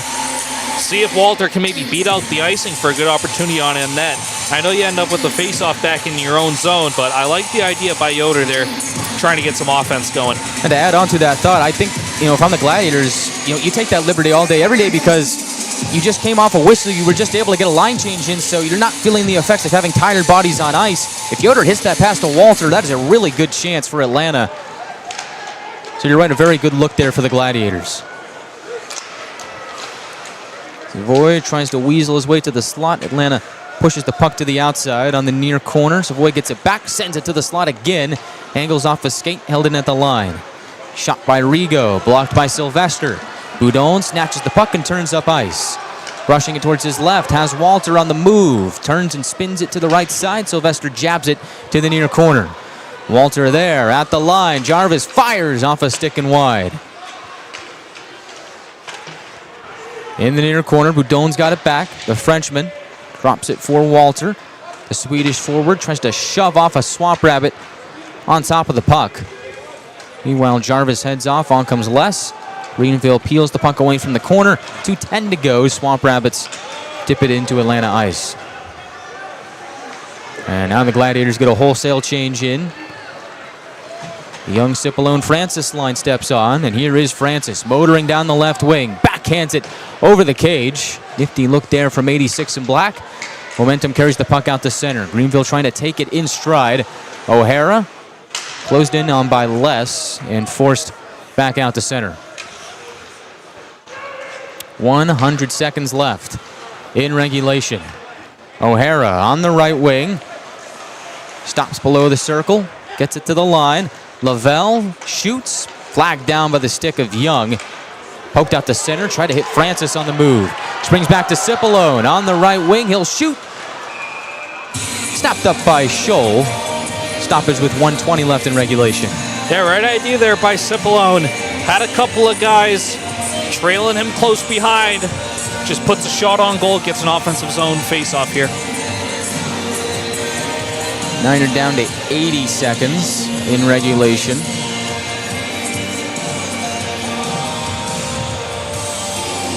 Gladiators and Swamp Rabbits played in the extra frame last night. See if Atlanta can win this in regulation. Face off to the left of Scholl. McNamee will take it. Greenville will step in and peel it away. O'Reilly to the neutral zone. On the right wing is Isagai. Cuts towards the net. Tried to filter it across. Nobody home. On the line, shot makes its way to Hyder. Gloves it down and maybe thought about playing it, but the whistle blows and it didn't get a chance to. 1:05 left in the third. Yeah, it looks like Mike McNamee's really hurting on this Gladiators bench here. Got off a little early on that shift, and he's bent over on the bench. He's hurting right now. Keep an eye on him. He does appear to be in discomfort.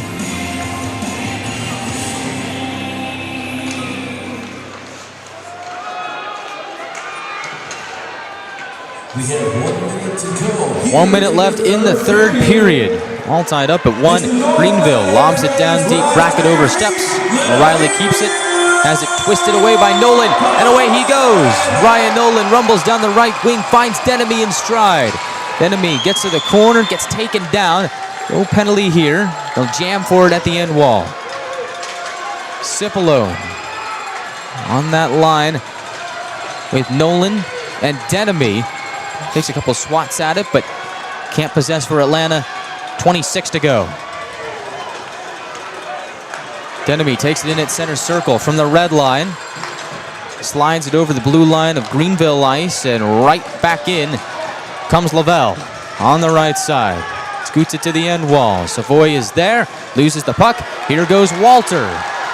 Seeing shades of last night, finds Boudon on the left side.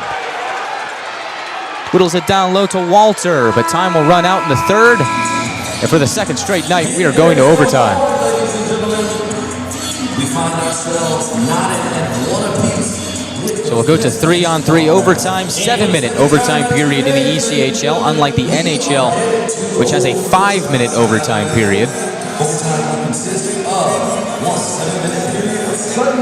Last night we were tied 2-2 after 3. Today it is 1-1 after regulation.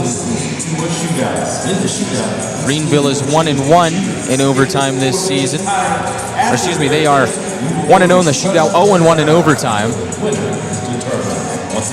Atlanta is 3-0 in overtime. They have not had a game go past the overtime period this season. And of course, the most recent overtime game for both squads was last night, so you think about the short turnaround time from last night to today. Playing extra hockey last night, stepping into today, and then, of course, you get another overtime period. A lot of tired guys out there on both sides, but both teams have to deal with it. We'll see who comes out on top here in the overtime frame.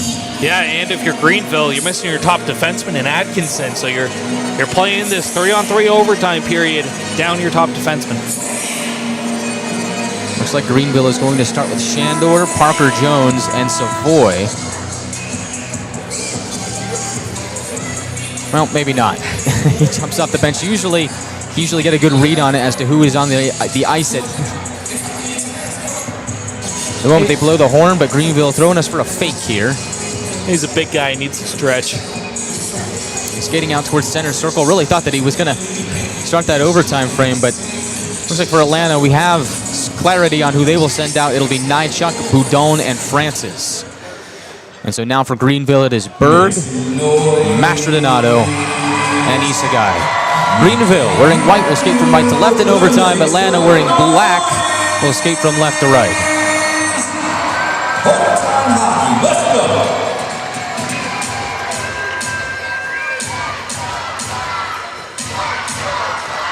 Greenville wins the faceoff. They have possession to start overtime.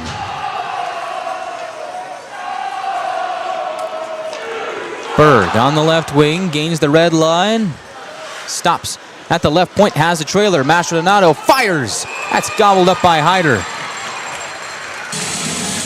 16 seconds into overtime, we have our first stoppage. Yeah, it was a nice setup by Berg. Hitting Mastrodonato, cutting in there in the high slot. Nice save by Hyder to break into this overtime here. Faceoff will be to Hyder's right. On comes Young. Walter and Nijchuk will round out the trio. Greenville wins another faceoff, and so they will possess again. And winning a faceoff becomes more magnified in overtime as it is guaranteed puck possession. And sometimes we see teams win the faceoff, and then the other team doesn't even get a chance with the puck. Here's Shandor dropping it off to Savoy from the right circle, forced to the wall, grinds into the high slot, drifting towards his left. They'll hang on to it and just backpedal to the neutral zone. Yep, possession's name of the game in overtime here. Shandor lost it. Here is Walter on the right side. Gets to the circle, pulls up in the corner. Skates to the slot, moves to his forehand. Gains the right circle. Walter fires. Blocker saved by Scholl. Rebound to Young. He'll go cross ice to Nijchuk. Off the wall. Had trouble grabbing it. Does pull it in. And creeps back to the neutral zone. Yeah, it was a nice little pick play up front, up top by Nijchuk there to give Walter that good opportunity streaking in. Here is Sylvester in tight. Skies it out of play. So Cody Sylvester with a burst of speed takes the feed from Nijchuk and just jets towards the goal. Ends up just putting that one a little too high. Yeah, looks like he was trying to shove that one short side just under the crossbar. Just missed it, ends up flipping that one up out of play. 5:36 left in overtime. Sylvester, Cipollone, and Conroy are the trio for Atlanta. Mastrodonado, Rigo, and Isagai are the three for Greenville. Facing off to the left of Scholl. Cipollone pushes it to the wall. Sylvester is there, but he can't hang on. Isagai strips it away. Mastrodonado at the blue line. Tried to hit him for the stretch pass. Ends up going to Hyder, who shoves it over to Conroy. Drifting towards his right, gains the attacking line. Shoulders away, Isagai. Conroy to the net front. Just can't stuff it in. Now it's Greenville up ice. Sylvester, a lone man back. Mastrodonado, right side shot. Blocker save, Hyder. Rebound to Cipollone. Atlanta with numbers. Cipollone on the right wing, puts it on goal. Kick saved by Scholl. Rebound to Sylvester. Riding the line, rolls back to center circle. Under 5 minutes left in OT. Francis thwarted in the neutral zone, fighting to get it back. Pushes it a little bit deeper into Greenville ice, but does lose puck possession to Rigo.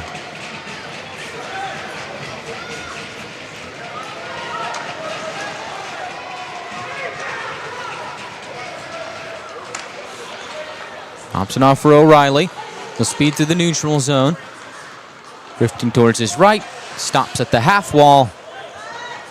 And will now walk the line and drop it off for Murray. Top of the right circle, he surveys.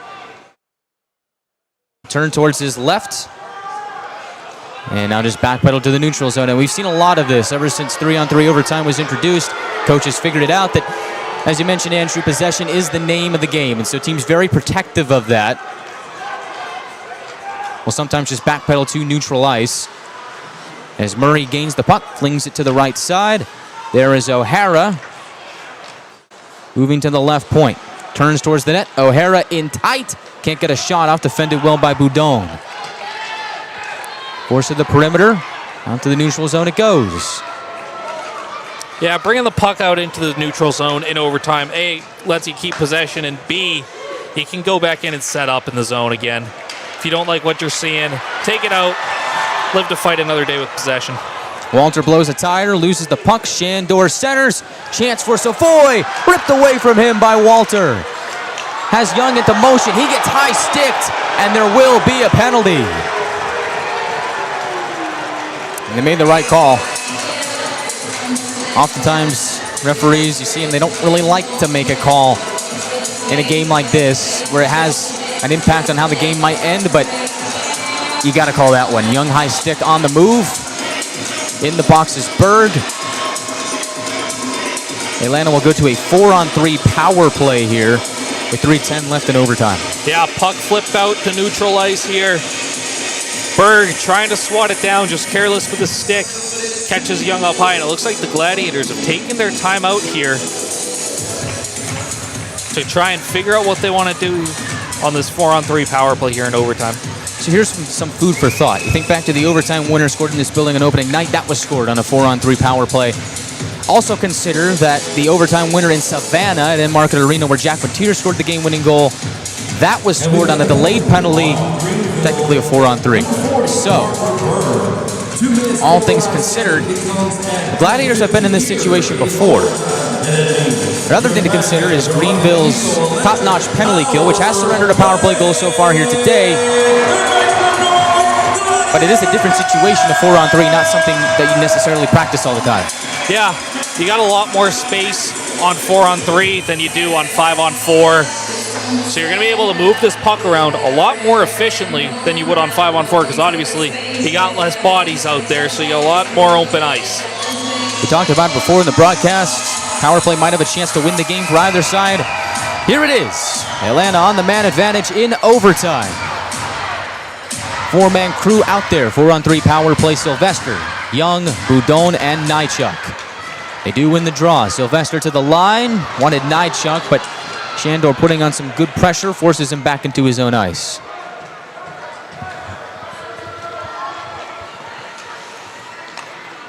Boudon over center red. Now Greenville blue. Down the right wing, below the circle. Moving behind the net, still on his forehand. Shoves it to the right point for Young. Gains the circle, drops it up top. Nychuk is there. Surveys back to Young. He'll hold back to Nychuk. Creeping on in, puts it to the slot. Safe shoulder rebound, put wide by Sylvester. Young at the line, drifting towards his left. Plays it to Nychuk. Back to Sylvester. Nychuk again from the high slot. Scans the ice. Nychuk to Young. Left circle, he'll hold. Turn to Nychuk up top. Cross ice Boudon. Young backdoor. They score! Alex Young is the game winner. And the Gladiators win it 2-1 in overtime. Tic-tac goal for the Gladiators. Nychuk down to Boudon. Boudon snaps it across to Young. And Alex Young, your point leader, makes no mistake with a one-timer. Give the Gladiators the overtime win here on the power play. Surgical passing from the Gladiators. Cross-ice feed on the money for Alex Young. He nets the OT winner, and Atlanta finishes the 5-game homestand 4-1. They improve to 12-4 in the season. They head to Jacksonville, winners of their last 3.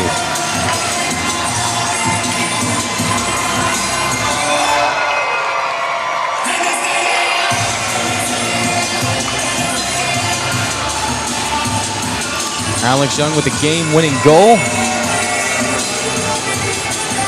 is the hero for Atlanta. Had 1 goal, 1 assist yesterday. That was the game-winning goal today. Gladiators gut out 2 overtime victories over Greenville in back-to-back nights. 3-2 yesterday. Walter was the hero. Today, 2-1. Alex Young puts it into the back of the net, and the Gladiators wrap up the weekend and the homestand with a win. Coming up next, we will get to the 3 stars of the game here on ice and the post-game show as well. But Andrew, what a thriller this one was. Not a lot of scoring, but it was fun. No, what a great hockey game we were treated to here today. Had a little bit of a playoff feel to me, honestly. Tight checking all the way through. Good opportunities each way. And a nail-biter all the way to the end. Talk more about that in a moment. Looks like we're about to get to the 3 stars of the night, but the overtime goal is Alex Young's 7th of the year, assisted by Sylvester and Nychuk. Cody Sylvester ends the night with 1 goal and 1 assist. 2-1 is the final score. We will get the stars of the game. 2-1 is your final score, and here are the 3 stars of the game. So your 3rd star of the night does go to Matthias Scholl. Put on a very good show here today, stopping 36 of 38. He did everything that he could, but the Gladiators just kept coming, and they just found a way to sneak one more by Scholl on the power play goal in overtime. So Scholl gets the third star of the night. All right, fans, put your hands together for your second star. Second star of the night is Ethan Hyder, who matched that performance from Scholl, stopping 30 of 31. Hyder's now won 4 games in a row. Incredible for Ethan Hyder. His stellar season continues. He helps the Gladiators improve to 12-4. Yeah, guy, great night for Hyder. Stood tall here today. 30 saves on 31 shots. Thought he made some 10-bell saves. And of course, your first star of the game with the game-winning goal, it is Alex Young. One-timer from the far circle, tickles the twine, improves the Gladiators' record to 12-4. Young, the team leader in goals and points, 7 goals, 15 points now, just about a point per game. Sensational first full season here in Atlanta. He is downstairs with Miss Emma Harp. Let's see if we can tap in here. Congratulations, first star of the night. Take me through the game-winning goal.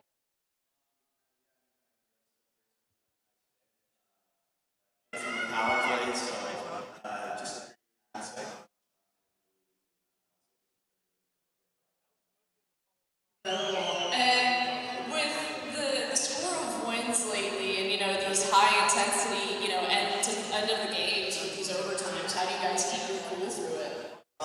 We just try to stay positive on the bench. We don't want to be in these tight games.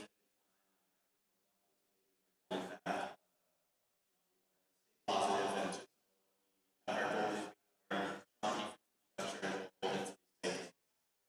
Amazing. Now, we're approaching some travel time for you guys, and then another home game next Sunday. What's the plan to keep the momentum going? just keep doing what we're doing, building confidence.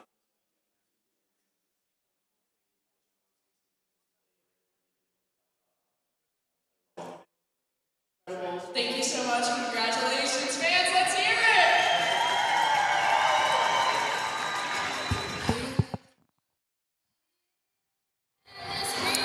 There you have it. Alex Young gets the game-winning goal, and for those of you that did forget, he did remind us that he did get high stick to draw that penalty that set up the power play for the game-winning goal. So Alex Young contributes in more ways than one. Ends up taking a bit of a shot for the team, puts it into the back of the net. Smiles all around for the Gladiators. They are 12-4, winners of their last 3. Great momentum heading into this weekend's trip to Jacksonville. Yeah, huge win for the Gladiators. It's kind of poetic. Young's the one who takes the high stick, and he's the one to end it on the power play. And as you said before, that power play guy, you're going to have a chance to win that game with your power play. 2 power play goals from the Gladiators today came up huge in their win here this afternoon. That is 3 power play goals for the Gladiators in their last 2 games. Power play appears to be back, Andrew, and that is good news for the Gladiators, especially heading onto the road. Talked about it earlier in the broadcast. 14 games in the month of December for the Gladiators, 8 of those on the road, one of those being a trip to the Mountain Time Zone to Utah. A little bit of altitude there. We'll see how that fares the Gladiators there, but it's tough to play outside of your own home. And we've talked about it all season long. You have to find a way to pick up points in your own building, especially in games like this. Gladiators come out of this one with 2. And now the script kind of flips. If you can pick up wins on the road and be a good road team, chances are you're a playoff team. Oh, yeah, for sure.